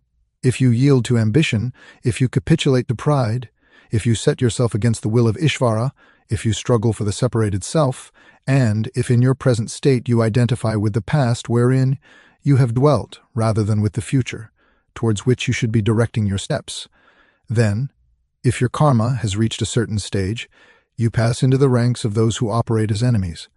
for you have chosen that fate for yourself at the prompting of the lower nature. Then, with bitter internal agony, even if accompanied by complete submission, accepting the karma, yet with profound sorrow, you shall be compelled to enact your own will against the will of the beloved, feeling the anguish of the rending that severs the inner life from the outer. The will of Ishvara for you is evolution. These opposing forces are designed to facilitate your evolution, but only if you strive against them. If you yield to them, they sweep you away. You do not then summon your own strength, but merely invigorate them. Therefore, O Arjuna, arise and fight. Do not be supine, do not surrender to these forces. They exist to evoke your energies through opposition, and you must not collapse upon the floor of the chariot. And my last word is the command of Sri Krishna to Arjuna. Take up your bow, arise, and fight. Chapter 3. Some special avataras. The subject of our discourse this morning, my brethren, possesses a dual nature. It is in one aspect facile, and in another, arduous. It is facile, inasmuch as the narratives of the avatars may be readily recounted and easily grasped. It is arduous, inasmuch as the esoteric significance underlying these manifestations may prove unfamiliar, not having been exhaustively contemplated by individual auditors. I must commence with a prefatory remark regarding these specific avatars. You may recall my previous assertion that the entire universe may be regarded as the avatar of the Supreme, the self-revelation of Ishvara. However, we are not now concerned with that general self-revelation, nor are we considering the multitudinous revelations that have occurred periodically, distinguished by specific characteristics. For we have observed, by reference to certain ancient scriptures, that numerous lists record the advents of the Lord, whereas today we are concerned only with a select few, those specifically accepted as avatars. I must confess to a certain perplexity at the very outset regarding one particular point. I am uncertain whether your exoteric literature sheds light upon the criteria by which these 10 were segregated from a more extensive catalogue, who was the agent of this selection, or upon what authority the list was proclaimed. Upon this point, I must simply state the query, leaving it unresolved. It may be a matter familiar to those who have conducted researches into exoteric literature. However, within the sphere of what we may term the occult method of research, this point is not of sufficient import at this juncture to warrant the expenditure of time and labor. I shall therefore set it aside, for there exists one reason why certain of these stand out with clarity and definition. They delineate distinct stages in the evolution of the world. They mark new departures in the growth of developing life. And whether this fact constituted the basis for the exoteric selection, I am unable to affirm, yet assuredly, that fact alone suffices to justify the special distinction which has been established. There is one further general point to consider. Accounts of these avatars are contained within the Puranas. Allusions to them, to one or another, are found in other ancient writings, yet the moment one seeks minute detail, one must turn to the Puranic accounts. As you are aware, the sages, in transmitting those Puranas, frequently described phenomena as they are perceived upon the higher planes, providing a description of the underlying truth of facts and events. Thus you encounter descriptions of appearances that seem most singular in the lower world, and assertions of fact that provoke considerable challenge in these modern days. When you read in the Puranas of strange forms and marvelous appearances, when you peruse accounts of creatures that seem unlike anything heard of or imagined elsewhere, the modern mind, with its somewhat restricted limitations, is prone to revolt against the narratives presented. The modern intellect, disciplined strictly within the confines of observational science, is necessarily circumscribed by those limits, which are of an exceedingly narrow description. They are limits belonging only to modern time. Modern to men, in the true sense of the word, although geological researches naturally extend far back into what we, in this 19th century, designate the night of time. Yet one must bear in mind that the instant geology transcends the historic period, which is a mere moment in the history of the world. It relies more upon conjecture than upon fact, more upon theory than upon proof. If you were to consult half a dozen modern geologists, and ask each in turn to date the period of which records remain in the scanty collection of fossils, you would find that almost every man offers a divergent date, and that they treat differences of millions of years as though they were but seconds or minutes of our time. Thus, you must remember that whatever science may relate regarding the world, however accurate it may be within its own province, those limits are exceedingly narrow. Narrow, I signify, when measured against the vision that retrogresses kalpa after kalpa, and which knows that the mind of the Supreme is not limited to the manifestations of a few 100,000 years, but extends back million after million, hundreds of millions after hundreds of millions. You must remember that the varieties of form, the enormous discrepancies of types, and the marvelous species of creatures that have issued from that creative imagination transcend in actuality all that the human intellect can conceive, and that the wildest images man can fashion fall far short of the realities that actually existed in the past kalpas through which the universe has passed.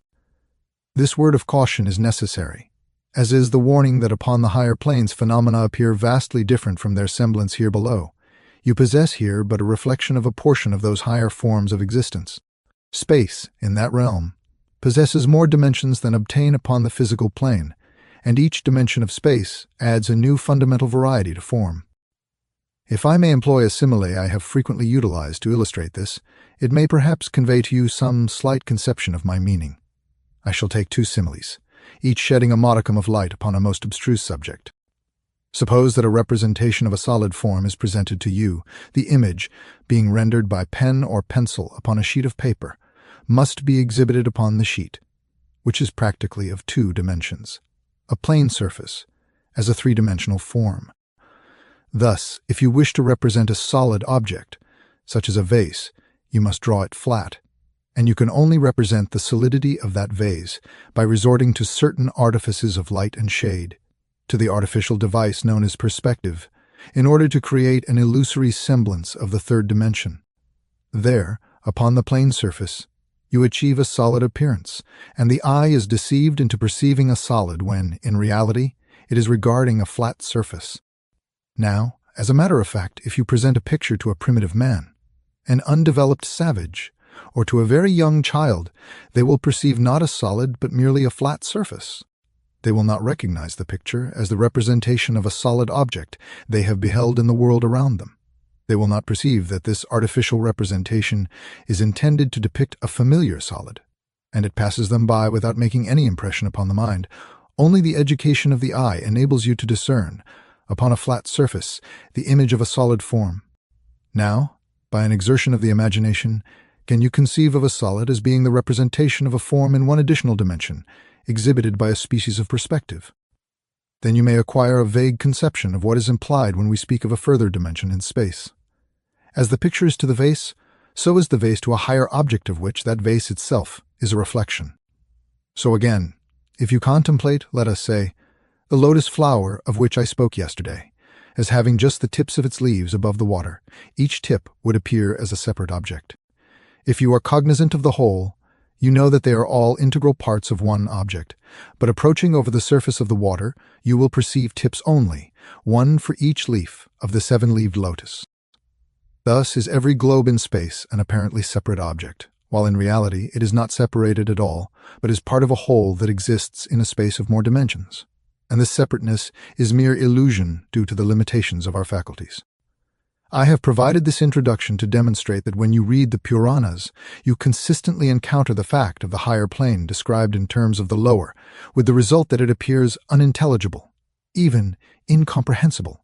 Consequently, you encounter what is termed an allegory, that is, a reality which appears as a fantasy upon this lower plane, yet which constitutes a deeper truth than the illusion of physical matter, and is nearer to the reality of things than those objects which you designate objective and real. If you pursue this line of reasoning, you will peruse the Puranas with greater discernment and certainly with more reverence than some modern Hindus are disposed to demonstrate in their reading.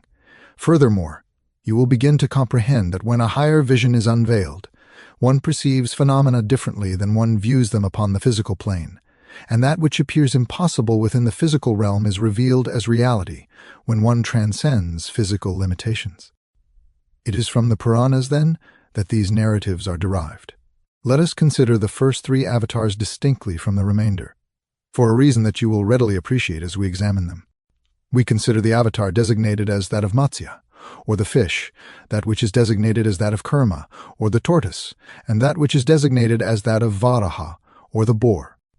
Three animal forms, how peculiar, reflects the modern graduate. How strange that the Supreme should assume the guises of these lower animals, a fish, a tortoise, a boar. What childish folly! It is merely the incoherent prattle of a race in its infancy, so say the pandits of the Western world. One should not be so certain. Why maintain this extraordinary vanity regarding the human form? Why should you and I constitute the sole worthy vessels of the deity to have emerged from the illimitable mind in the course of ages? What intrinsic quality resides within this specific configuration of head, arms, and torso that renders it the sole vessel worthy to serve as a manifestation of the supreme Ishvara? I know of nothing so miraculous in the mere external form that should render that shape alone worthy to represent aspects of the highest.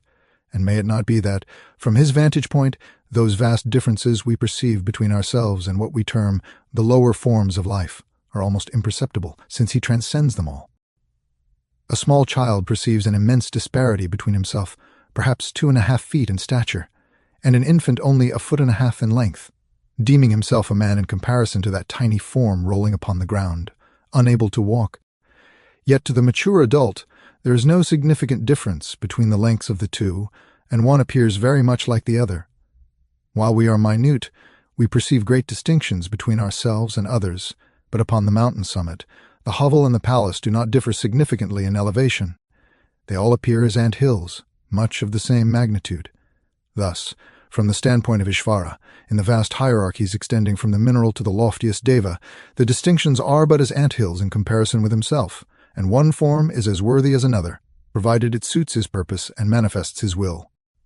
Now, regarding the Matsya avatar, the narrative is known to you all, when the great Manu, Vaivasvata Manu, the root Manu, as we style him, that is, a Manu not merely of one race, but of a whole vast cycle of cosmic evolution, presiding over the 7 globes linked for the world's evolution, that mighty Manu, sitting one day immersed in contemplation, perceives a tiny fish gasping for water. Moved by compassion, as are all great ones, he retrieves the small fish and places it in a bowl. The fish expands until it fills the bowl. He then places it in a water vessel, and it grows to the capacity of the vessel. Subsequently, he removes it from that vessel and deposits it into a larger one, thereafter into a tank, a pond, a river, and the sea, and still the marvelous fish continues its miraculous expansion. The time arrived when a vast alteration was impending, one of those changes termed a minor pralaya, and it was necessary that the seeds of life be conveyed across that pralaya to the subsequent manvantara. This would constitute a minor pralaya and a minor manvantara. What does this signify?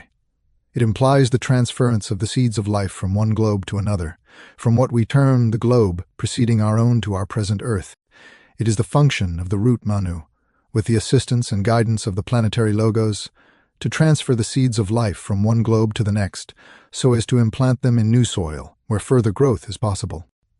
As the waters rose, waters of matter submerging the globe which was passing into pralaya, an ark or vessel appeared. Into this vessel stepped the great rishi with others, and the seeds of life were carried by them. As they ventured forth upon the waters, a mighty fish appeared, and to the horn of that fish the vessel was secured by a rope, conveying the whole safely to the solid ground where the Manu recommences his work. A narrative, indeed, yet one conveying a truth.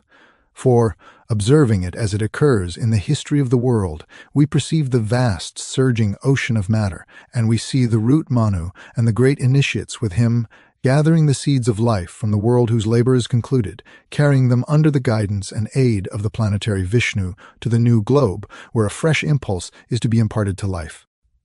The reason the fish form was selected is simply that, in the reconstruction of the world, it was initially covered with water, and only that form of life was originally viable, so far as denser physical existence was concerned.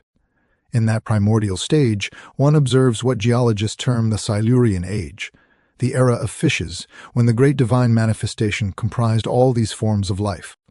The Purana rightly commences in the previous kalpa, rightly initiating the manifestations with the appearance in the form of the fish. It is not so ridiculous after all, you see, when interpreted through knowledge rather than ignorance. It is a truth, just as the Puranas are replete with truth, provided they are read with intelligence and not with prejudice. However, some among you may suggest that there is confusion regarding these initial avatars. In several accounts, we find that the boar stands first. That is true, but the solution lies herein.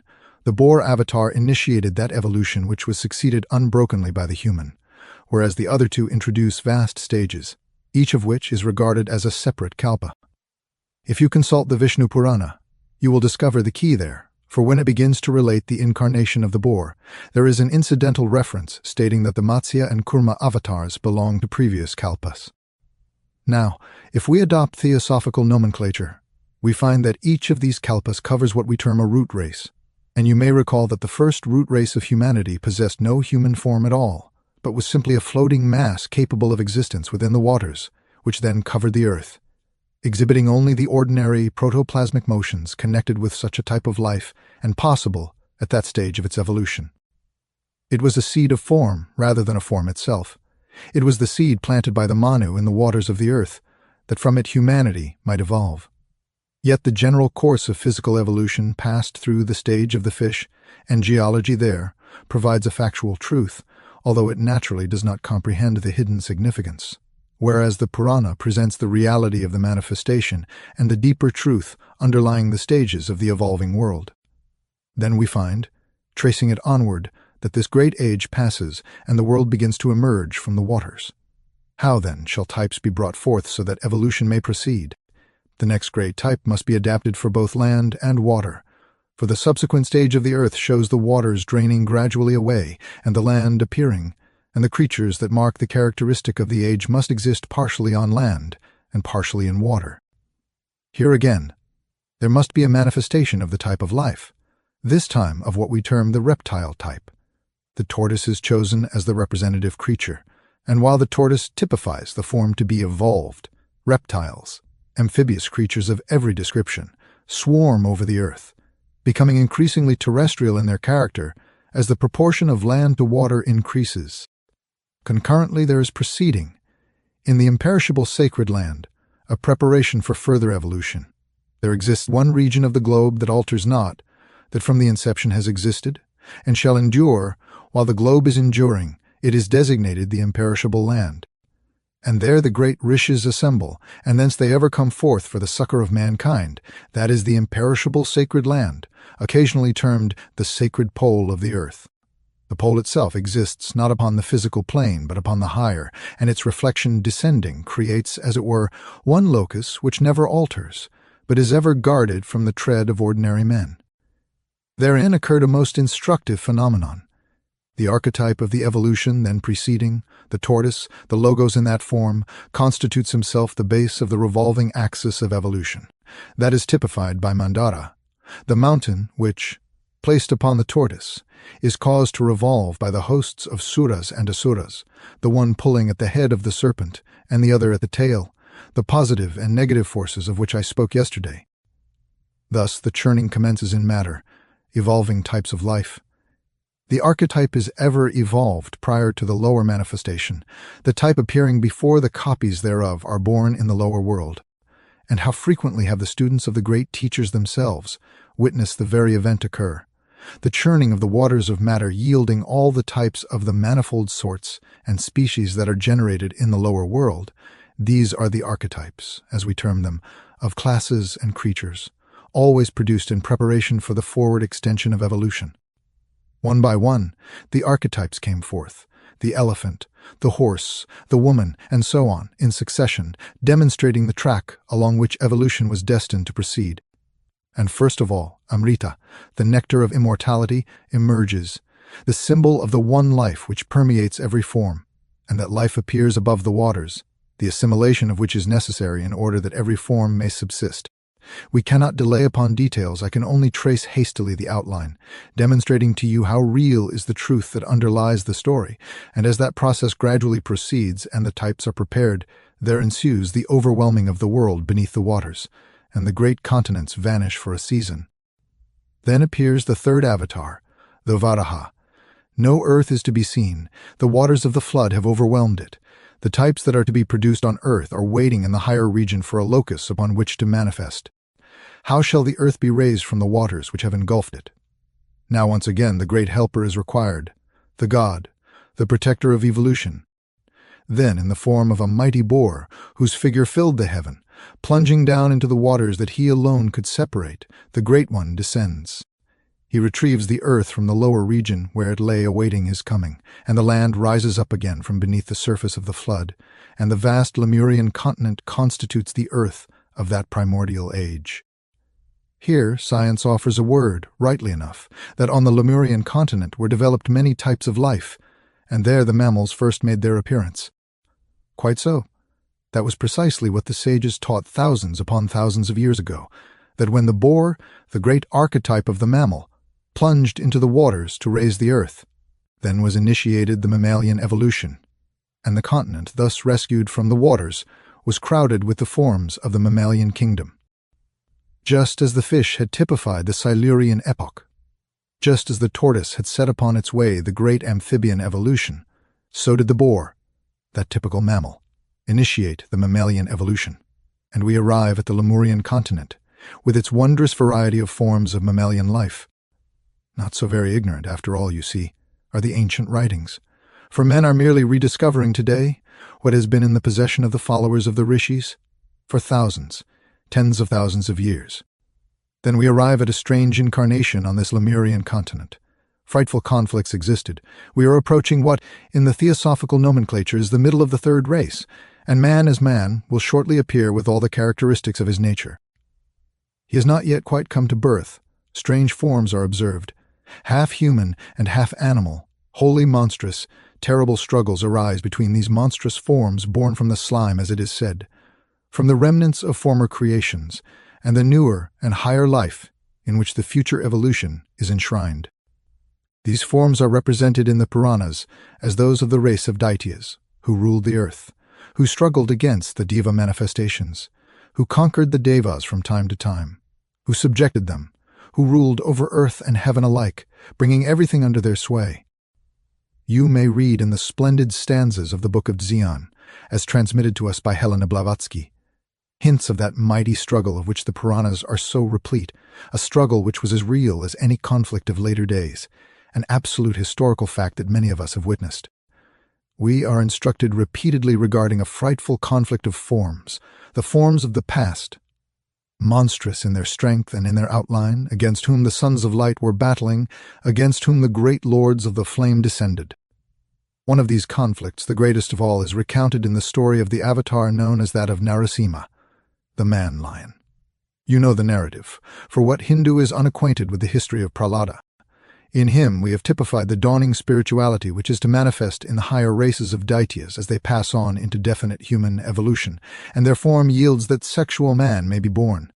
I need not dwell on that familiar story of the devotee of Vishnu, how his Daitya father strove to kill him because the name of Hari was ever upon his lips, how he strove to slay him with a sword, and the sword fell broken from the neck of the child, how then he attempted to poison him.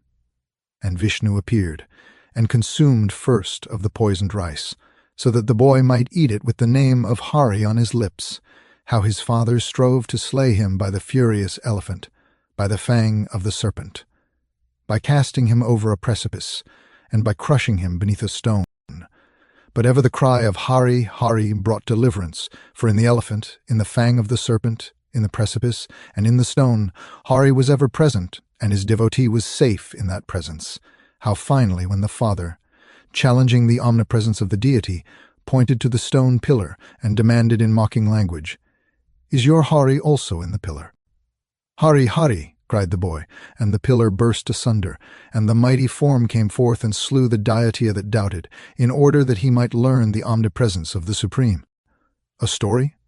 Nay, facts, not fiction, truth, not imagination, and if you could look back to the time of those struggles, there would seem to you nothing strange or abnormal in the narrative, for you would observe it repeated with less vividness in the lesser struggles where the sons of the fire were purging and redeeming the earth in order that the later human evolution might take place.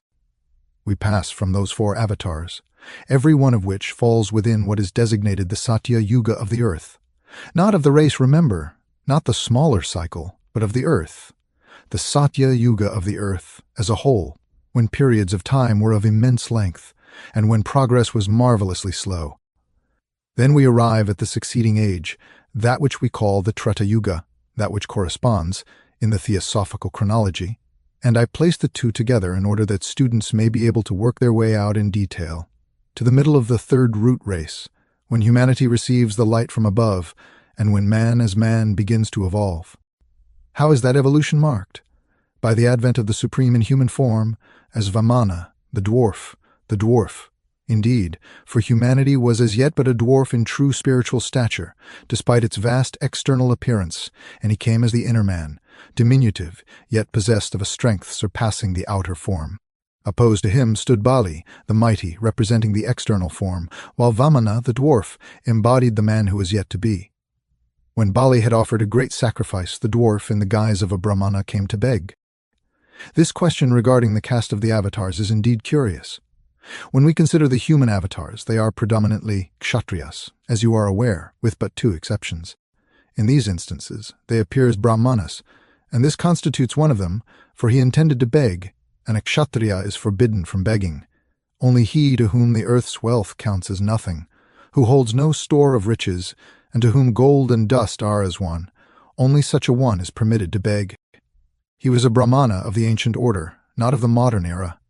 He arrived with a begging bowl in hand to petition the king, for of what avail is a sacrifice unless a gift is bestowed during the rite?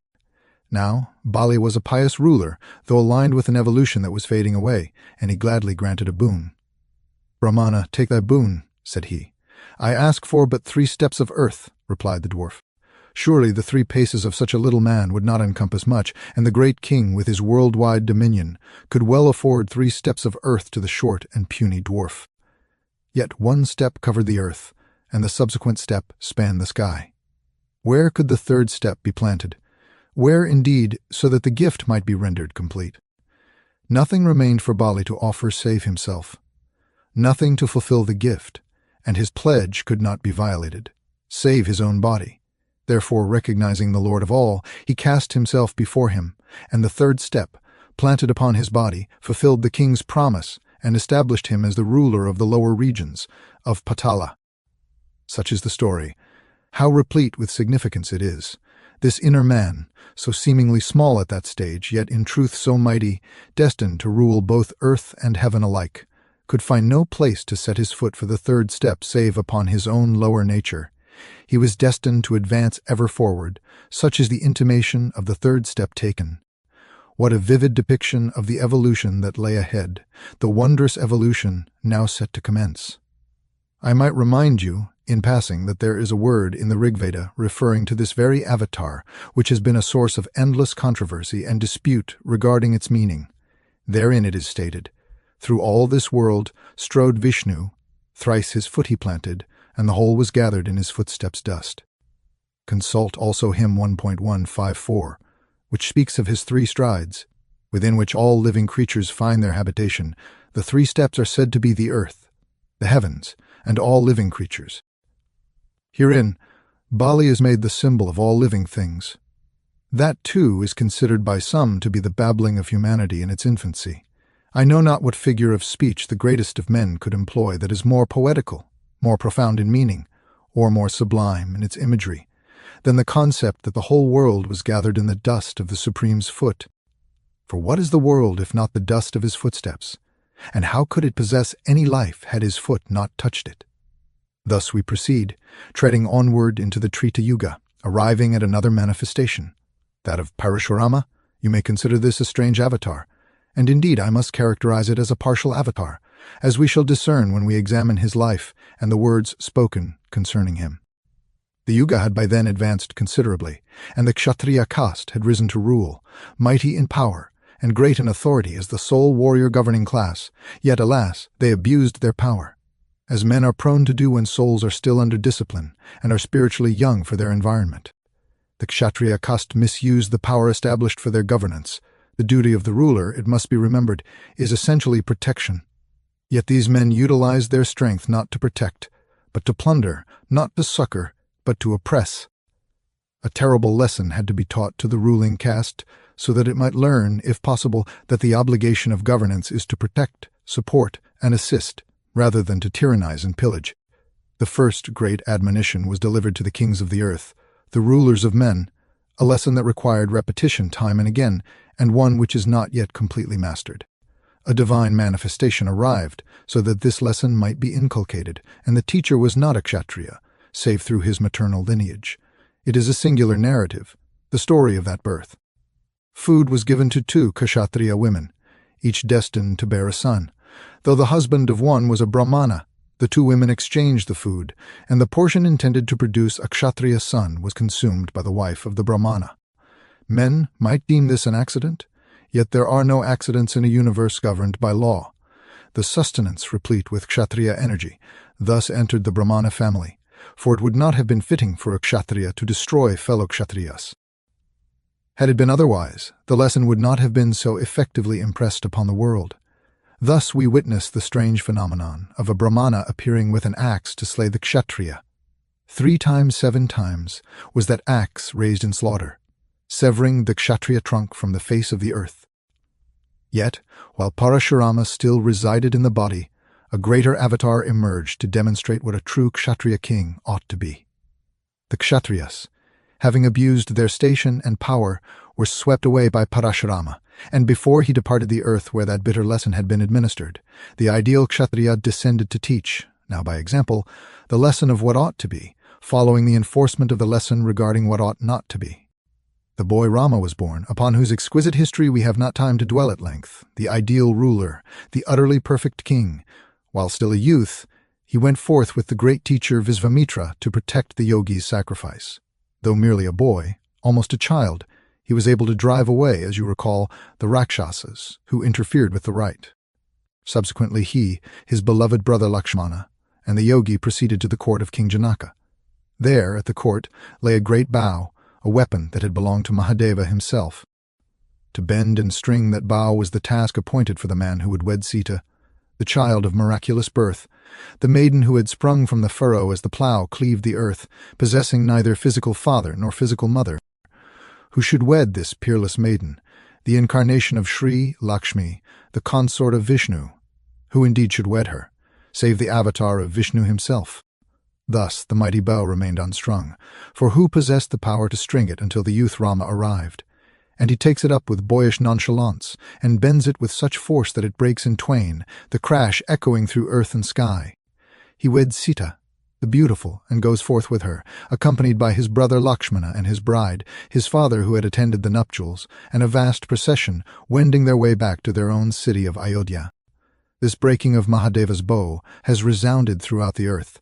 The shattering of the weapon has shaken all the worlds, and all beings, both men and devas, know that the bow has been broken. Among the devotees of Mahadeva, Parashurama hears the clang of the broken bow, the weapon of the one he worshipped. Proud in the might of his strength, and still possessed of the energy of Vishnu, he goes forth to confront this insolent youth who had dared to break the bow that no other arm could bend. He challenges him, and presenting his own bow, bids him attempt to wield it. Can he discharge an arrow from its string? Rama accepts the proffered bow, strings it, and places an arrow upon the cord. Then he pauses, for before him stands the body of a brahmana. Shall he draw an arrow against that form? As the 2 Ramas stand face to face, the energy of the elder, it is written, passes into the younger, the energy of Vishnu, the potency of the Supreme, departs from the form in which it had been dwelling, and enters the higher manifestation of the same divine life. The bow was drawn, and the arrow poised in wait, yet Rama, wary lest injury befall, refrained from loosing the shaft until he had appeased his antagonist subsequently, perceiving the transference of that power. Parashurama bows before Rama, who is now diviner than himself, acclaims him as the supreme lord of the worlds, offers reverent obeisance, and thereafter departs. Thus, that avatara was concluded, notwithstanding that the form in which the energy had dwelt persisted. It is for this reason I designated it a lesser avatara. Where the form endures after the divine influence is withdrawn, one possesses distinct proof that the incarnation cannot be deemed complete. The transition from one to the other signifies that the energy has been reclaimed by the giver and deposited into a new vessel, through which new labors are to be accomplished. The history of Rama is known to you. We need not pursue it further in minute detail, having discussed it yesterday in its loftiest aspect, that of combating the forces of evil, and, as it were, commencing the world anew.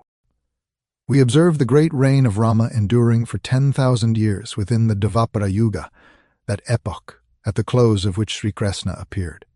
Then arrives the mighty one, Sri Krishna himself, of whom I shall not speak this day. We shall endeavor to examine that avatara on the morrow with such insight and reverence as we may command. Let us, therefore, pass over that subject for the moment, reserving it for more comprehensive study, and approach the ninth avatara, as it is designated, that of the Lord Buddha. Much controversy has raged around this figure, and a theory currently exists to some extent among Hindus that the Lord Buddha, though an incarnation of Vishnu, came to lead astray those who did not accept the Vedas, and to disseminate confusion upon the earth. Yet Vishnu is the Lord of order, not of disorder, the Lord of love, not the Lord of hatred, the Lord of compassion, who slays only to advance the life within when the form has become an impediment. And those who speak of an incarnation of the Supreme as coming to mislead the world he has fashioned are guilty of blasphemy. Rightly did your own learned pandit, T. Subbarao, speak of that theory with the disdain born of true knowledge, for no one possessing a shadow of occult learning, nor anyone acquainted with the inner realities of life, could thus describe that beautiful and gracious manifestation of the Supreme, or imagine that he would assume the mighty form of an avatara solely to deceive. However, there is another point regarding this avatara upon which I may perhaps find myself in conflict with those of a different persuasion. Such is the difficulty of adhering to the middle path, that razor-edged way which deviates neither to the left nor to the right, along which the great gurus guide us. On either side, one encounters objections to the central teaching. The Lord Buddha, in the ordinary sense of the term, was not what we have defined as an avatara. He was the first of our own humanity to ascend to that pinnacle, where he merged with the Logos and received full illumination. His was not a body assumed by the Logos for the purpose of self-revelation, rather. It was the final vesture in myriads of births through which he had ascended, ultimately to merge in Isvara. This is not what is typically designated as an avatara, although one might argue that the result is truly the same. However, in the case of the avatara proper, the evolving births occur in previous kalpas. The avatara appears after the individual has merged in the Logos, and the body is assumed specifically for the purpose of revelation. But he who became Gautama Buddha had ascended through birth after birth within our own kalpa, as well as in the kalpas that preceded it. He was incarnated many times when the great fourth race dwelt in mighty Atlantis, rising continuously to assume the office of the Buddha, for Buddha is the title of an office, not the name of a particular man. Finally, by his own struggles, as the very first of our race, he was able to attain that great function in the world. And what is that function? It is that of the teacher of gods and men. The previous Buddhas had been those who came from another planet, for humanity had not yet existed here long enough to evolve a son of its own to such a height. Gautama Buddha was human-born. He had evolved through the fourth race into this first family of the Aryan race, the Hindu. Through birth after birth in India, he completed his course and assumed his final body in Aryavarta to make the proclamation of the law to mankind. Yet this proclamation was not made primarily for India. It was delivered in India because that land is the locus whence the great religious revelations go forth by the will of the Supreme. Therefore was he born in India, but his law was specifically intended for nations beyond the bounds of Aryavarta, that they might learn a pure morality and a noble ethic, disjoined, owing to the darkness of the age, from all the complex doctrines we find connected with the subtle metaphysical Hindu faith. Hence, in the teachings of the Lord Buddha, one discovers two great divisions, a philosophy intended for the learned, and an ethic disjoined from that philosophy so far as the masses are concerned, noble, pure, and great, yet easily grasped.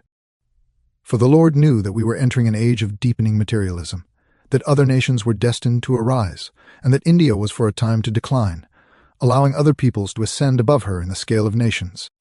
Thus, it was necessary to provide a teaching of morality suited to a more materialistic age, so that even if nations would not believe in the gods, they might still practice morality and obey the precepts of the Lord. The work of the great Lord Buddha was also performed so that this land might not suffer loss, that India herself might not forfeit her subtle metaphysical teachings and the widespread belief among all classes of people in the existence of the gods and their participation in the affairs of men. He established morality upon a foundation that could not be shaken by any change of faith, and, having accomplished his task, passed away. Then was sent another great one, overshadowed by the power of Mahadeva, Sri Sankaracharya, in order that, through his teaching of the Advaita Vedanta, he might provide the philosophy that would accomplish intellectually what the Buddha had achieved morally. This philosophy would intellectually guard spirituality and allow a materialistic age to break its teeth upon the hard nut of a flawless system. Thus, in India, metaphysical religion triumphed, while the teaching of the Blessed One departed from the Indian soil to perform its noble work in lands other than Aryavarta, a land which must preserve unshaken its belief in the gods, and where the highest and lowest alike must bow before their power. That is the actual truth regarding this much-disputed question concerning the teaching of the ninth Avatara. The fact remains that his teaching was not intended for his birthplace, but for other younger nations rising around it, peoples who did not follow the Vedas, yet required instruction in the path of righteousness. His teaching was given not to mislead, but to guide them. But, as I state and repeat, whatever in it might have caused harm in India, had it been left unchecked, was forestalled by the advent of the great teacher of the Advaita. You must recall that his name has been borne by man after man, through century after century. Yet the Sri Sankaracharya, upon whom rested the power of Mahadeva, was born but a few years after the passing of the Buddha. The records of the Dvaraka math show this plainly, tracing date after date backward, until they place his birth within 60 or 70 years of the Buddha's departure. We arrive now at the 10th Avatara, the future one, the Kalki. Of that little may be said, yet one or two intimations may perchance be offered. With his advent shall dawn a brighter age. With his advent, the Kali Yuga shall pass away, and with his advent shall also arise a higher race of men. He will come when the sixth root race is born upon the earth. At that juncture, a profound transformation shall sweep the world, a great manifestation of truth, of occult truth, and upon his arrival, occultism shall again demonstrate itself to the world through proofs that none shall be able to challenge or deny. In his advent, he shall entrust the governance of the sixth root race to the two kings of whom you read in the Kalki Purana. As we survey the currents of antiquity, we repeatedly discern two majestic figures standing side by side, the ideal king and the ideal priest. They labor in concert, the one rules, the other teaches, the one governs the nation, the other instructs it. Such a pair of mighty potentates descends in every age for each and every race. Each race possesses its own teacher, the ideal Brahmana, termed the Bodhisattva in Buddhist nomenclature, replete with wisdom and truth. Likewise, each possesses its own ruler, the Manu. We may trace these two in the past in their actual incarnations, observing them in the third, the fourth, and the fifth races. The Manu in each race is the ideal king. The Brahmana in each is the ideal teacher. We learned further that when the Kalki Avatar shall come, he shall summon from the sacred village of Shambhala, a locale known to the occultist yet hidden from the profane, two kings who have endured throughout the age to aid the world in its evolution.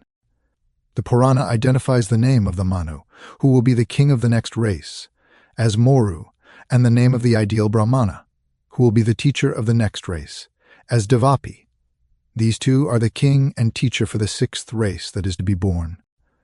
Those among you who are familiar with the wondrous history of the past are aware that the selection of a new race, its evolution, and the formation of a new root race is a process spanning centuries, millennia, and occasionally hundreds of thousands of years, and that the two destined to be its king and priest, the Manu and the Brahmana, labor throughout the centuries, selecting the individuals who may serve as the seeds of the new race.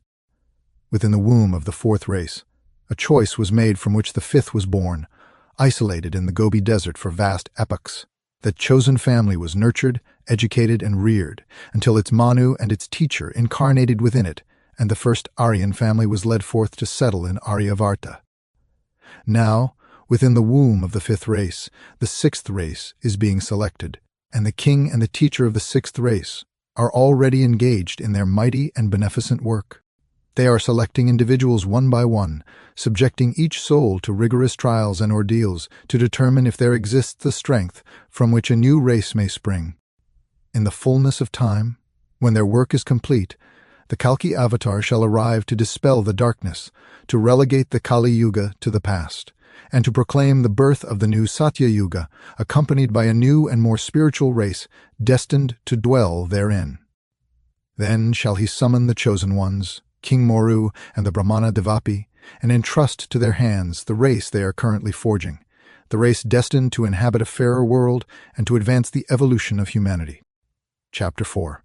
Sri Krishna. My brothers, there exist themes so lofty that the tongue of a deva would not suffice to do full justice to that which they enclose. When we contemplate the music of Sri Krishna's flute, all human music appears as discord amidst its strains.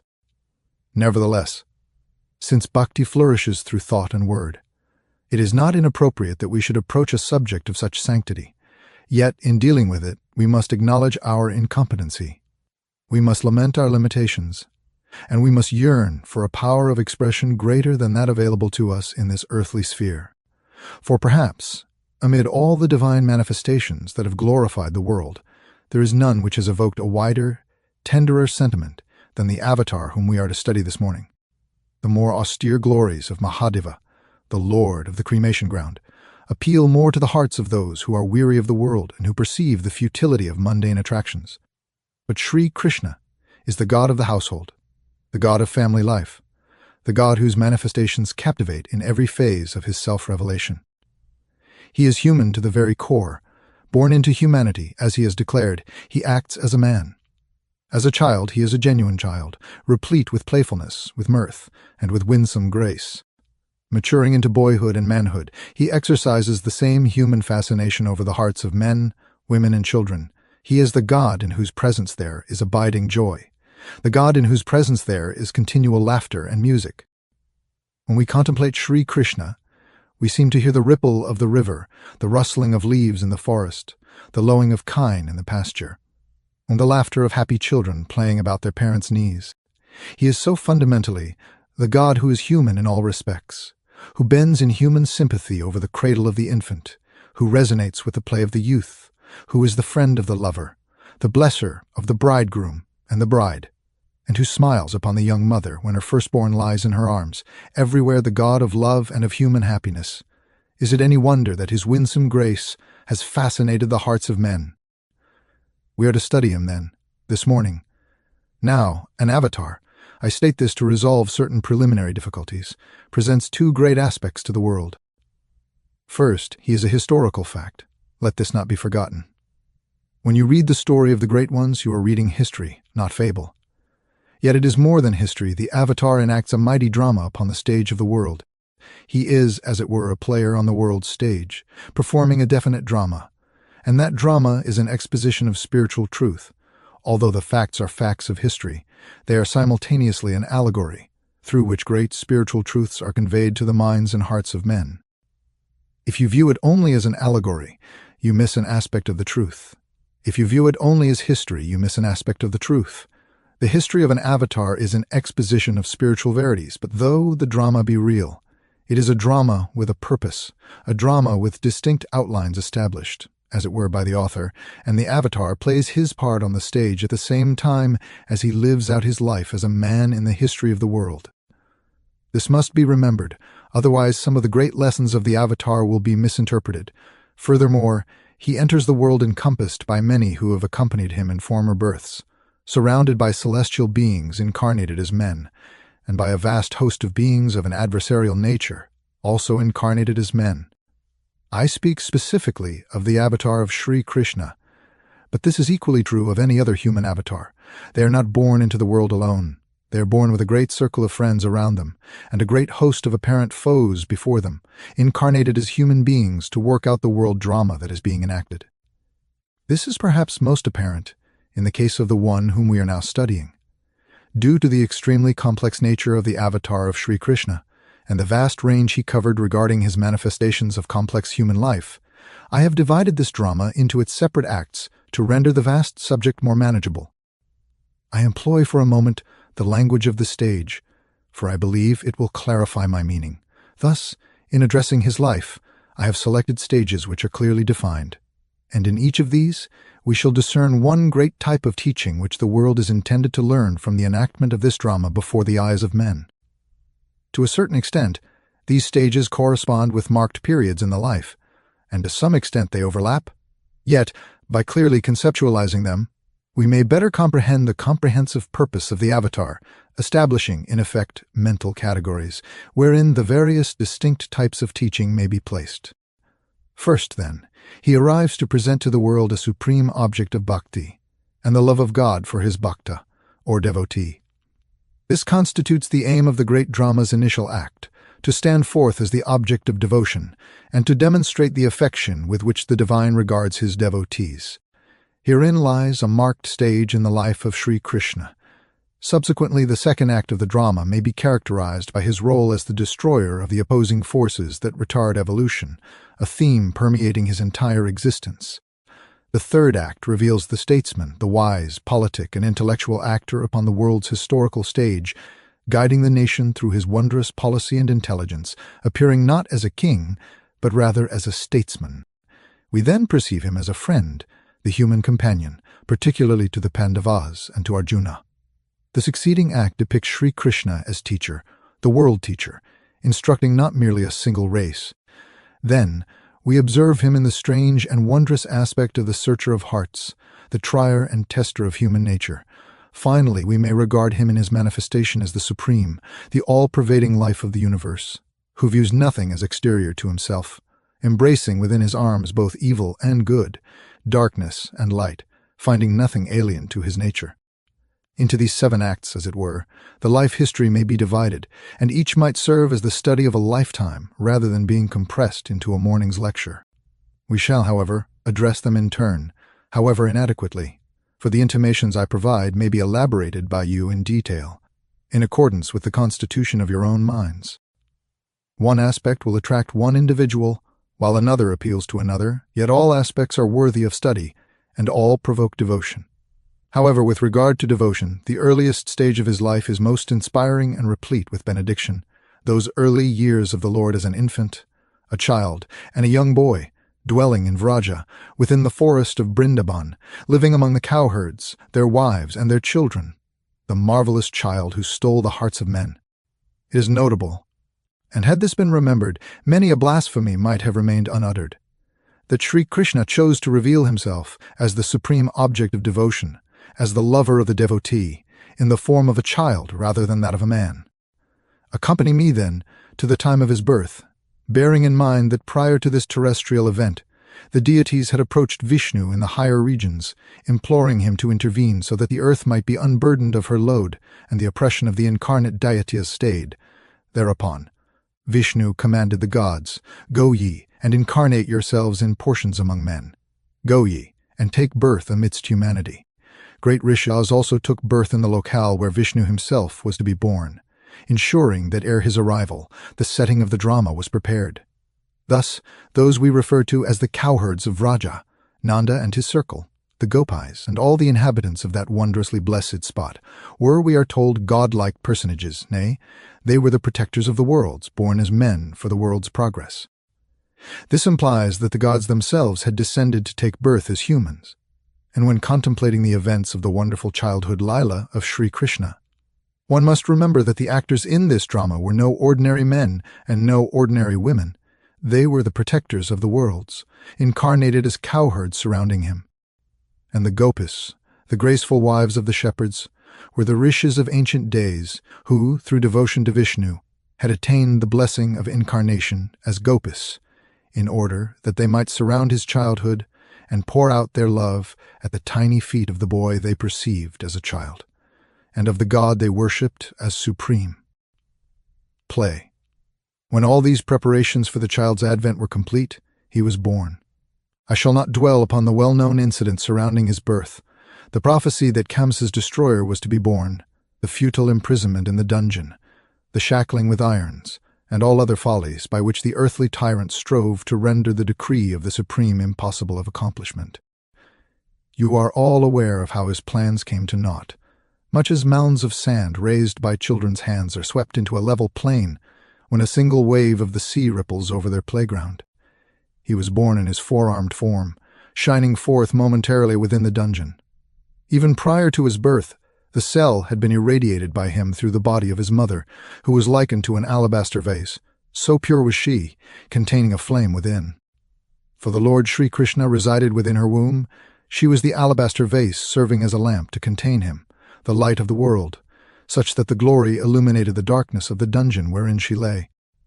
At his birth he appeared as Vishnu, momentarily displaying all the signs of the deity, the discus, the conch, the Srivatsa upon his breast, and all recognized emblems of the Lord. Yet that form vanished quickly, and only a human child lay before his parents' eyes.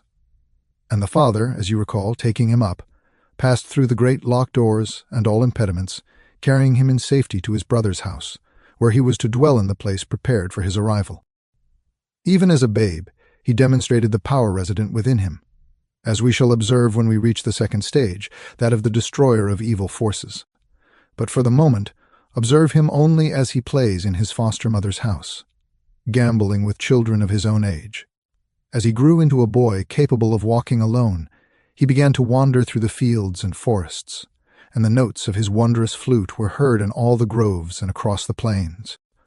The child, merely 5 years of age, wandered with his magic flute in hand, charming the hearts of all who heard. Boys abandoned their cattle tending to follow the music. Women left their household tasks to pursue the melody, and men ceased their labors to feast their ears upon the flute strains. Nay, not only men, women, and children, but even the cows, it is said, paused in their grazing to listen as the notes fell upon their ears. Calves ceased suckling as the music reached them on the wind. The river rippled upward to hear more clearly. The trees bowed their branches so as not to lose a single note, and the birds silenced their songs lest they create discord in the melody, as the wondrous child wandered the land and the music of heaven flowed from his magic flute. Thus he lived, played, and sported, and the hearts of all the cowherds, their wives and their daughters, went out to that marvelous child. He played with them and loved them, and they would lift him up, placing his infant feet upon their bosoms, singing to him as the Lord of all, the Supreme, the Mighty One. They recognized the deity in the child playing about their homes, and many lessons he taught them. This child, amidst his gambols and pranks, lessons that still instruct the world, and which those who possess the greatest knowledge understand best. Allow me to cite one instance which ignorant lips have most frequently employed to insult, attempting to defame the majesty they do not comprehend. But permit me to state this. I hold the conviction that in the majority of instances where these acrimonious insults are voiced, they originate from individuals who have never truly perused the narrative, but who have heard only fragments thereof, and have supplied the remainder from their own imaginations. I shall therefore select a particular incident, which I have heard cited with the utmost bitterness as evidence of the alleged appalling immorality of Sri Krishna. One day, while the child of 6 was wandering as he listed, a number of the gopis were bathing nude in the river, having cast aside their raiment, an act they ought not to have committed, as it was contrary to the law, and evinced a disregard for womanly modesty. Leaving their garments upon the bank, they had plunged into the waters. The child of 6 perceived this with the eye of spiritual insight. He gathered their vestments, ascended a nearby tree bearing them with him, draped them about his own shoulders, and waited to observe what would ensue.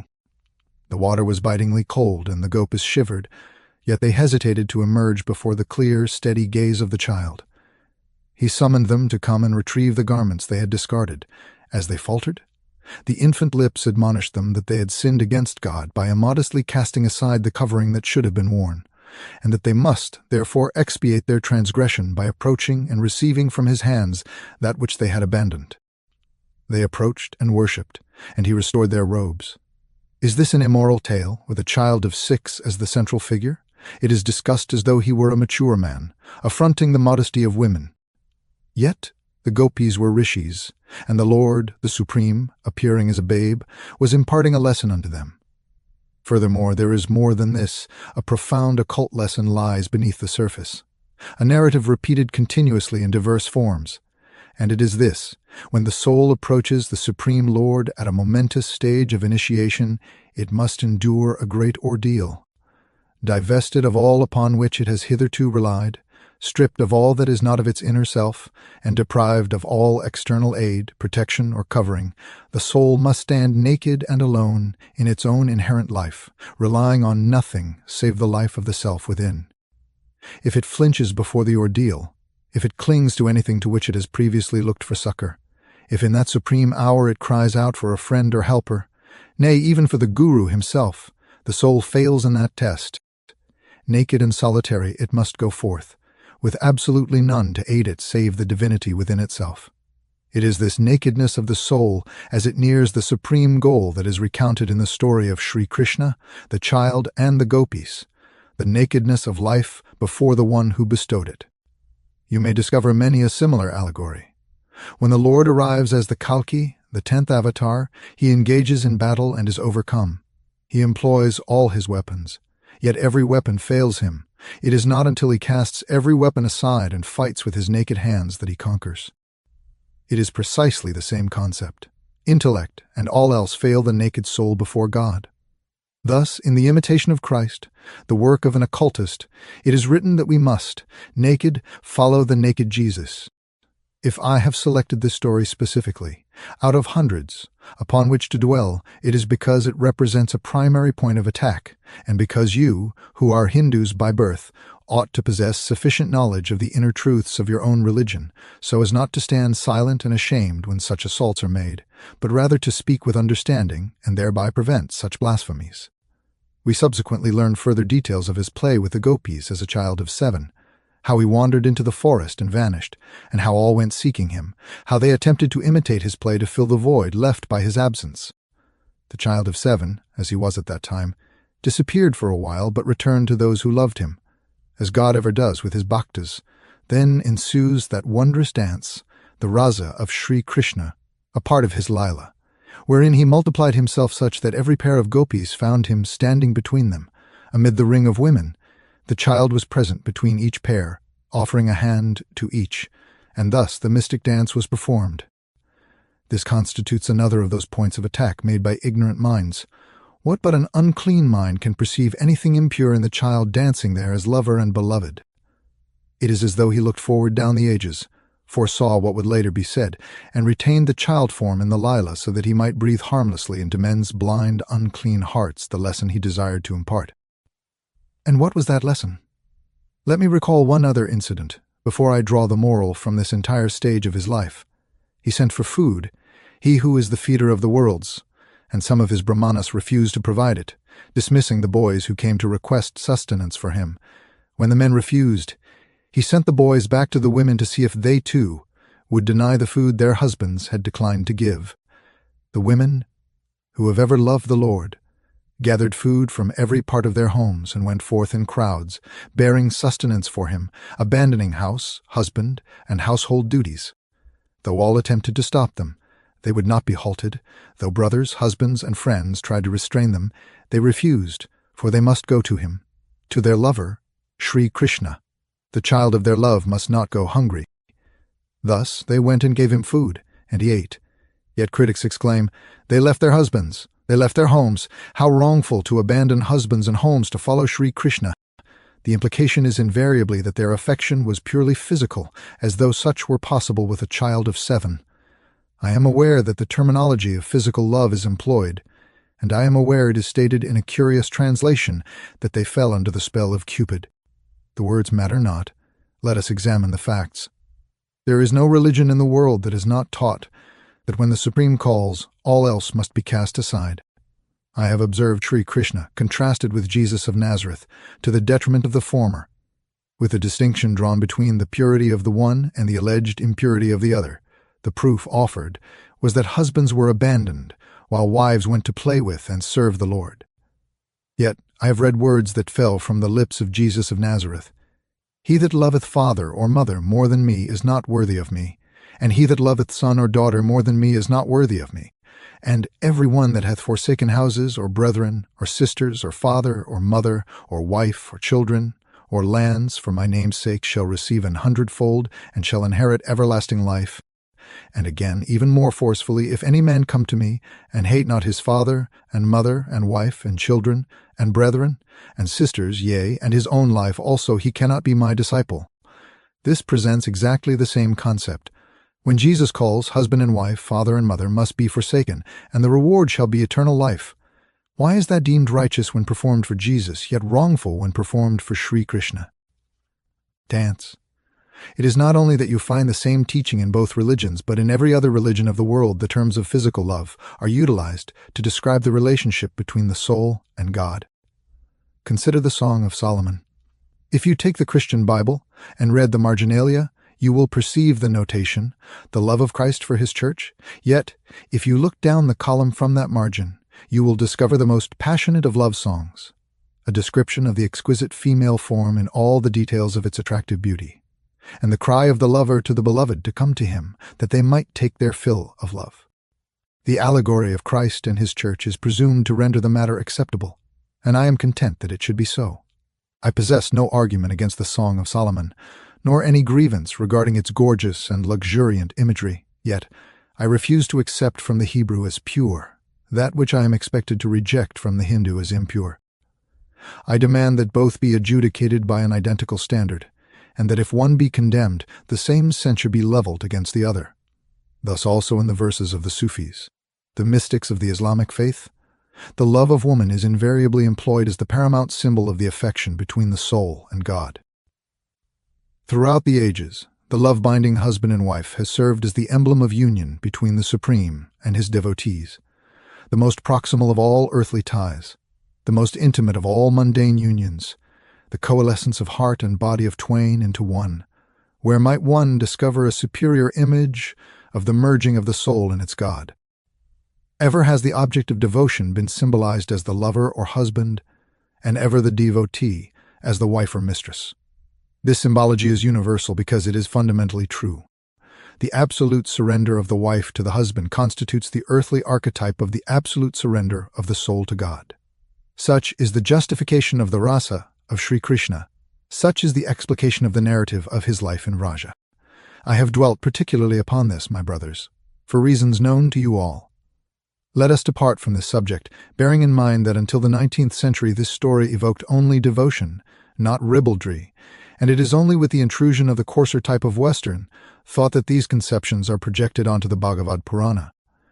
I would to God that the rishis had withheld the Srimad Bhagavata from a race unworthy to possess it, that just as they have already withdrawn the greater portion of the Vedas and the ancient texts, they might also retract this chronicle of the love of Sri Krishna, until men are sufficiently pure to peruse it without blasphemy, and sufficiently clean to read it devoid of sexual conceptions. Let us proceed from this to the next great stage, that of the destroyer of evil, briefly, very briefly. From the time when, as an infant but a few weeks of age, he drained the life from the Rakshasi Putana, from the time he entered the great cavern formed by the demon, and, expanding himself, shattered the whole into fragments, from the time he trampled upon the head of the serpent Kaliya, so that it might not poison the waters required for the people's sustenance, until he departed Vraja to confront Kamsa, we find him perpetually dispelling every form of evil that encroached upon the precincts of his abode. We are informed that when he had departed Vraja and stood upon the tournament field of Kamsa with his brother, both he and his brother were mere boys, possessing the tender, delicate bodies of youths. Even after the entirety of the Lila was concluded, they remained but children when they went forth to battle.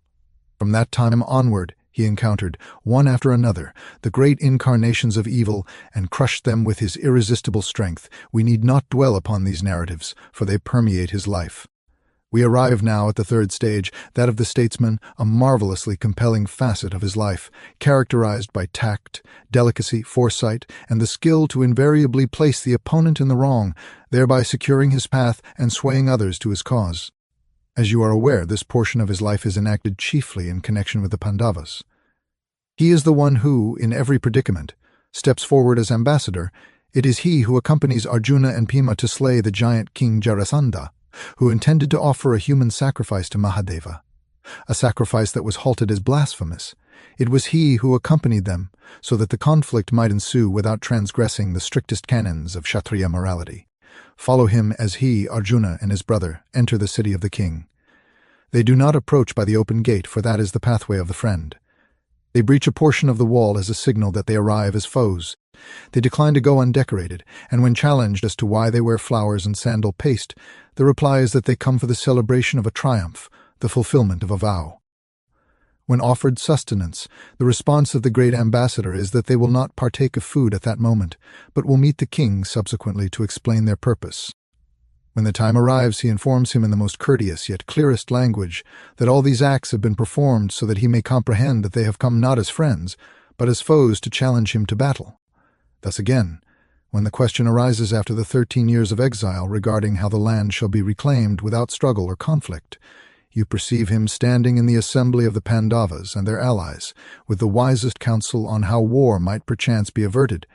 You see him offering to go as ambassador, that all the magic of his golden tongue may be employed for the preservation of peace. You see him departing as ambassador, and avoiding all the pavilions erected by the order of Duryodhana, that he may not accept from a foe a courtesy that might bind him as a friend. Thus, when he pays the visit to Duryodhana that courtesy demands, never failing in the perfect duty of the ambassador and fulfilling every requirement of politeness, he refuses to touch the food that would establish a bond between himself and the one against whom he has come to contend. Observe how the only food he will accept is that of the king's brother, for that alone, he declares, is clean and worthy to be eaten by him. Observe how, in the assembly of hostile kings, he endeavors to pacify and to please. Observe how he apologizes with the gentlest humility, how to the great king, the blind king, he speaks in the name of the Pandavas as a suppliant, not as an outraged and indignant foe. See how, with soft words, he attempts to deflect words of wrath, utilizing every device of oratory to win their hearts and convince their judgments. Observe later still, when the battle of Kurukshetra has concluded, when all the sons of the blind king are slain, how he goes once more as ambassador to meet the childless father, and even more bitterly, the childless mother, so that the initial fury may break itself upon him, and that his words may charm away the wrath and soothe the grief of the bereaved. See how, later on, he continues to guide and advise until all the work is done, until his task is accomplished and his end draws near. A statesman of marvelous ability, a politician of the keenest tact and insight, appearing to suggest to men of the world that, when acting as men of the world, they should be mindful of righteousness, yet also mindful of discretion and skill, demonstrating that there is nothing alien to the truth of religion in the eloquence of the tongue and the employment of the brain's keen intelligence. Then pass on again from his role as statesman to his character as friend. Would that I had time to dwell upon it, and to paint for you some of the fair pictures of his relations with the family he loved so well, from the day when, standing in the midst of the self-choice of Krishna, the fair future wife of the Pandavas, he beheld for the first time, in that human incarnation, Arjuna, his beloved of old. Consider what it must have been when the eyes of the two young men met, with memories in one pair of the close friendship of the past and the attraction of the other, by the tie of those many births, to the ancient friend whom he recognized not. From that day when they first met in this life onwards, how constant was his friendship, how ceaseless his protection, how careful his solicitude to guard their honor and their lives, and yet how wise, at every juncture where his presence would have frustrated the object of his advent, he withdrew. He is not present at the great game of dice, for that was necessary for the working out of the divine purpose. He was absent. Had he been there, he must needs have interfered. Had he been there, he could not have left his friends unaided. He remained absent until Draupadi, in her agony, cried out for aid when her honor was imperiled. Then did he arrive with Dharma, enshrouding her in raiment even as it was stripped from her. Yet by then the game was concluded, the dice cast, and destiny had embarked upon its ordained path. How singular it is to observe these workings. A solitary objective was pursued without alteration, without hesitation. Yet every conceivable means was employed to afford humanity an opportunity for escape, had they but chosen to seize it. He manifested to precipitate that battle on Kurukshetra.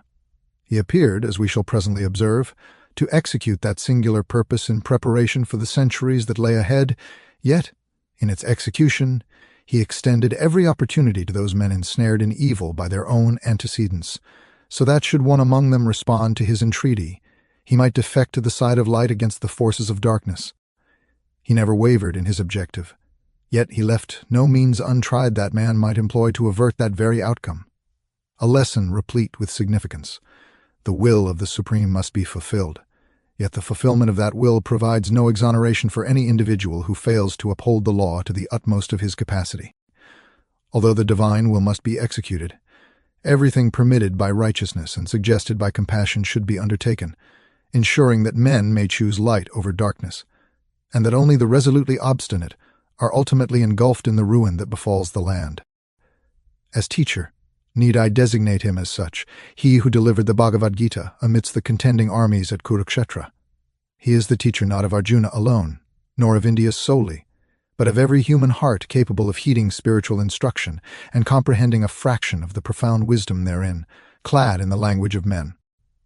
Recall a later aphorism, I, O Arjuna, am the teacher and the mind is my pupil, the mind of every man willing to be taught, the mind of everyone prepared for instruction. Never does the spiritual teacher withhold knowledge, because he begrudges its bestowal. Rather, he is impeded in the offering by the lack of receptivity in those to whom his message is directed. Men judge the divine heart of the great teachers poorly, or the faint reflection of that love in the words of their messengers, when they surmise that knowledge is withheld because it is a precious possession to be dispensed grudgingly, measured out in the smallest possible portions. It is not the reticence of the teacher, but the closure of the hearer's heart, not the hesitation of the instructor, but the absence of the listening ear, not a dearth of teachers, but a scarcity of pupils willing and prepared to receive instruction. I hear men ask, why is there no avatar now? Or, if not an avatar, why do the great rishis not step forward to whisper their golden wisdom into the ears of men? Why do they desert us? Why do they abandon us? Why should this world in this age be denied the wisdom they bestowed of old? The answer is that they are waiting with tireless patience, to find even one willing to be taught. And when a single human heart opens itself and implores, O Lord, teach me, then the instruction descends in a stream of divine energy, inundating that heart. And if you possess not the teaching, it is because your hearts are secured with the key of gold, with the key of fame, with the key of power, and with the key of desire for the pleasures of this world. As long as those keys bar your hearts, the teachers of wisdom cannot gain entry, but unlock the heart and cast away the key, and you shall find yourselves immersed in a wisdom that eternally awaits admission. As searcher of hearts, here again is he so difficult to comprehend, this lord of Maya, this master of illusion. He tests the hearts of his beloved rather than the world at large. For the multitude there is the teaching to guide them aright. But for Arjuna, for Bhima, for Yudhishthira, for them is the keener touch, the sharper trial, to ascertain if a single grain of evil remains within the heart that might impede their union with him. For what does he seek? That they shall be his very own, that they shall enter into his being. But they cannot enter therein while a single seed of evil persists in their hearts. They cannot enter while one sin remains in their nature. Thus, in tenderness, and not in anger, in wisest love, and not with intent to mislead, the Lord of love tries the hearts of his beloved, so that any latent evil may be wrung out by the pressure he exerts upon them. I recall several such occasions. Perhaps I may cite a few to illustrate the method of this trial. The battle of Kurukshetra had raged for many days. Thousands upon tens of thousands of the dead lay scattered across that terrible field. Each day at sunrise, Bhishma came forth, supreme commander of the Kuru army, sweeping all before him, save where Arjuna barred his path, yet Arjuna could not be everywhere. He was summoned away, the horses guided by the charioteer Sri Krishna sweeping across the field like a whirlwind, carrying victory in their course, however, wherever the charioteer and Arjuna were absent. Bhishma prevailed.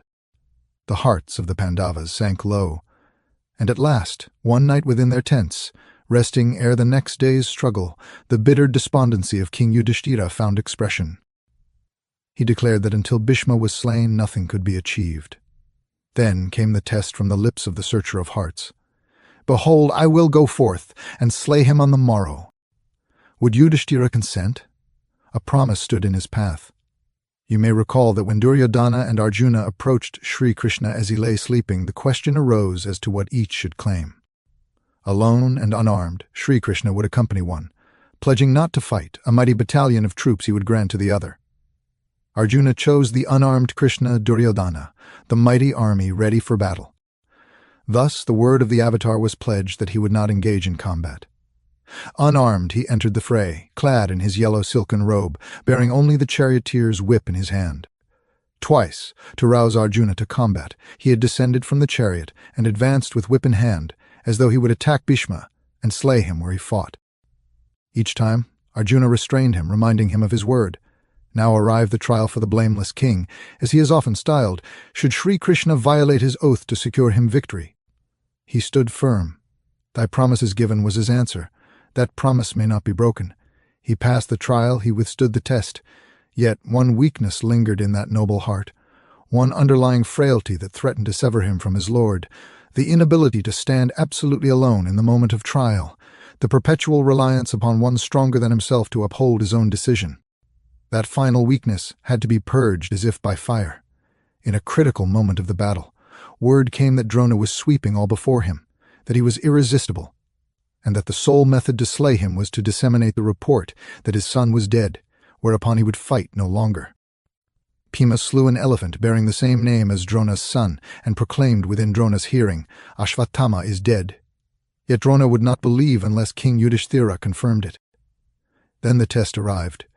Would he utter a practical lie that was a nominal truth to win the battle? He refused. Not even for his brother's pleadings would he commit the act. Would he stand firm by the truth, utterly alone, when all he revered appeared to be on the opposing side? The Great One commanded, "Say that Ashvatthama is slain." Ought he to have done so because he, Sri Krishna, bade him? Ought he to have uttered the untruth because the revered one counselled it? No! Neither at the behest of God nor of man may the human soul commit an act which it knows to be contrary to the divine and his law. Rather it must stand solitary within the universe, than transgress against righteousness. When the falsehood was uttered under that pretext, Yudhishthira, performing his heart's desire under the guise of obedience to a revered command, he fell, his chariot descended to the earth, and tribulation and sorrow pursued him from that day until the hour of his demise, until he stood solitary before the King of the Celestials, maintaining that the duty of protection, owed even to a canine, was superior to divine mandate and celestial bliss. Thus, he demonstrated that the lesson had effected his purification, and that his heart was cleansed of the slightest taint of frailty. Yet, men object, claiming Sri Krishna counseled the utterance of a lie. Brethren, can you not perceive the truth beneath the illusion? What exists in this world that is not the action of the Supreme? There is no life but His, no self but His, nothing save His vitality pervading the entire cosmos, and every deed is His deed.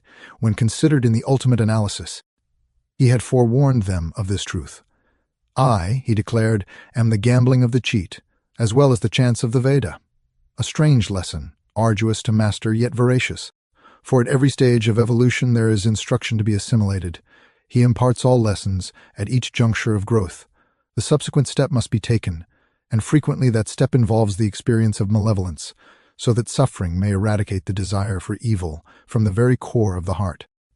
Just as the surgeon's scalpel differs from the murderer's blade, though both may pierce human flesh, the one cutting to cure, the other to slay, so too is the sharp instrument of the Supreme.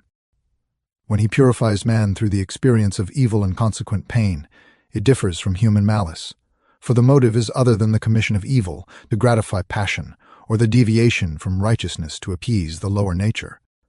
Finally, He reveals Himself as the Supreme. There is the Vaishnava form, the universal form that encompasses the cosmos. Yet the Supreme is discerned even more clearly in the profound wisdom of the teaching and in the steadfastness of His course through existence. Does it appear paradoxical to assert that God is perceived more in the latter than in the former, that the external form containing the universe is less divine than the perfect, steadfast nature, swerving neither to the right nor to the left?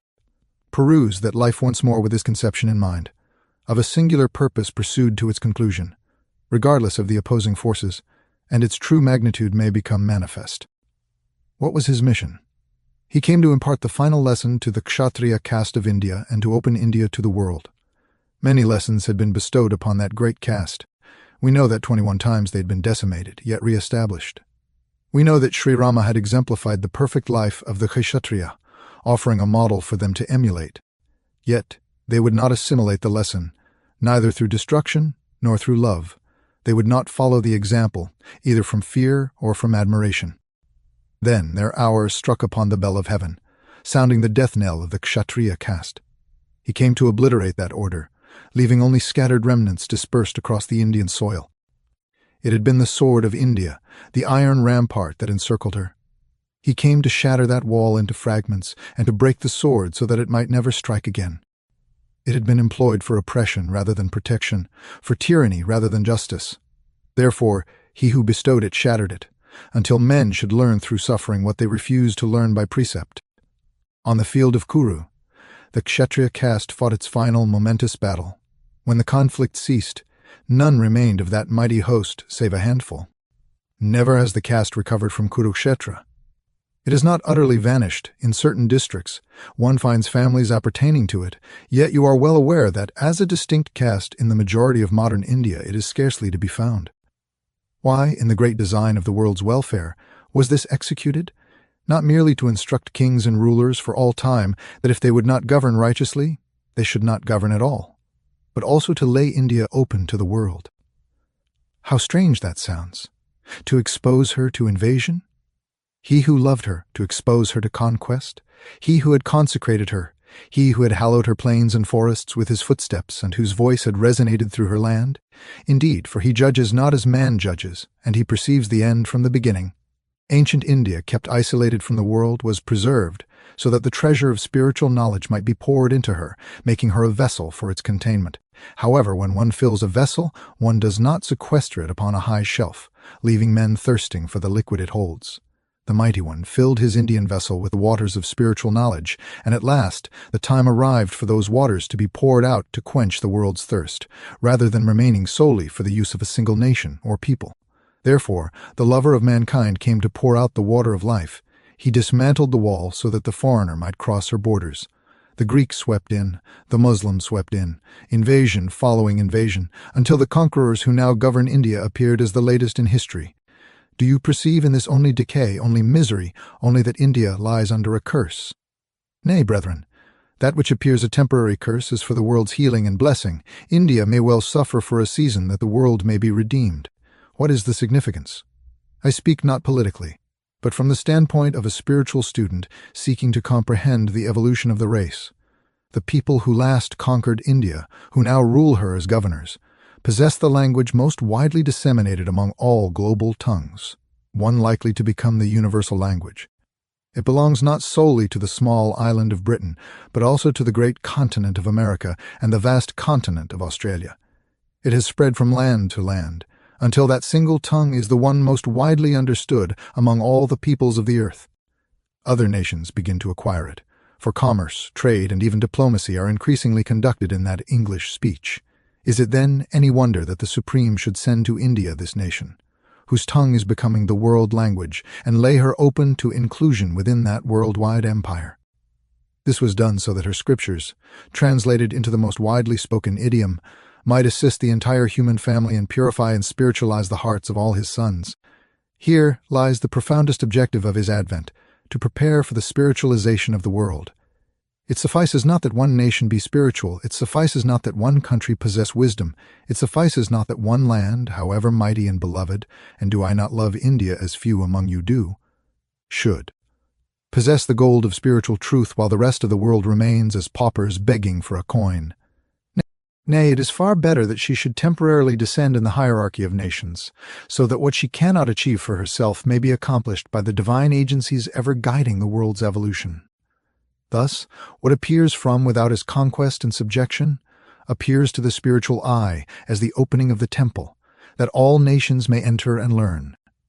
However, this leaves you with a duty, a responsibility. I hear frequently, and have often spoken, of the descendants of the rishis and of the blood of the rishis in your veins. This is true, yet it is insufficient. If you are to resume the station intended for you by Sri Krishna in his eternal counsels, that of the Brahmana among nations, the preceptor of divine truth, the mouthpiece through which the gods address the ears of men, then the Indian nation must undergo purification. The Indian nation must spiritualize itself. Shall your scriptures imbue the entire world with spirituality while you yourselves remain bereft of it? Shall the wisdom of the rishis disseminate to foreigners in every quarter of the globe, who learn and derive profit from it, whilst you, the corporeal lineage of the rishis, remain ignorant of your own literature, cherishing it even less than you comprehend it? This constitutes the paramount lesson with which I desire to conclude. Indeed, the veracity of this is such that, to secure preceptors of the divine wisdom which belongs to this land by right of heritage, The great rishis were compelled to dispatch certain of their children to foreign shores, so that they might return to instruct your own people in your own religion. May it not be that this ignominy shall finally cease? May it not be that there shall arise among you those who will resume the ancient spiritual life, following and adoring the Lord? Shall it not come to pass, not merely in isolated instances, but ultimately throughout the entire populace, that the nation manifests the power of Sri Krishna as if incarnated within your midst, a phenomenon that would verily transcend any singular avatar? May we not hope and pray that his avatar shall be the nation itself, incarnating his knowledge, his love, and his universal fraternity toward every human being who treads the earth? Cast down the walls of separation, the disdain, the contempt, and the hatred that sever Indian from Indian and sunder India from the rest of the world. Let our motto henceforth be that of Sri Krishna, that just as he meets men upon whatever path they take, so too shall we walk beside them, for all paths are his. There exists no road he does not tread. Thus, if we follow the Beloved who guides us, we must walk as he walks. Peace to all beings.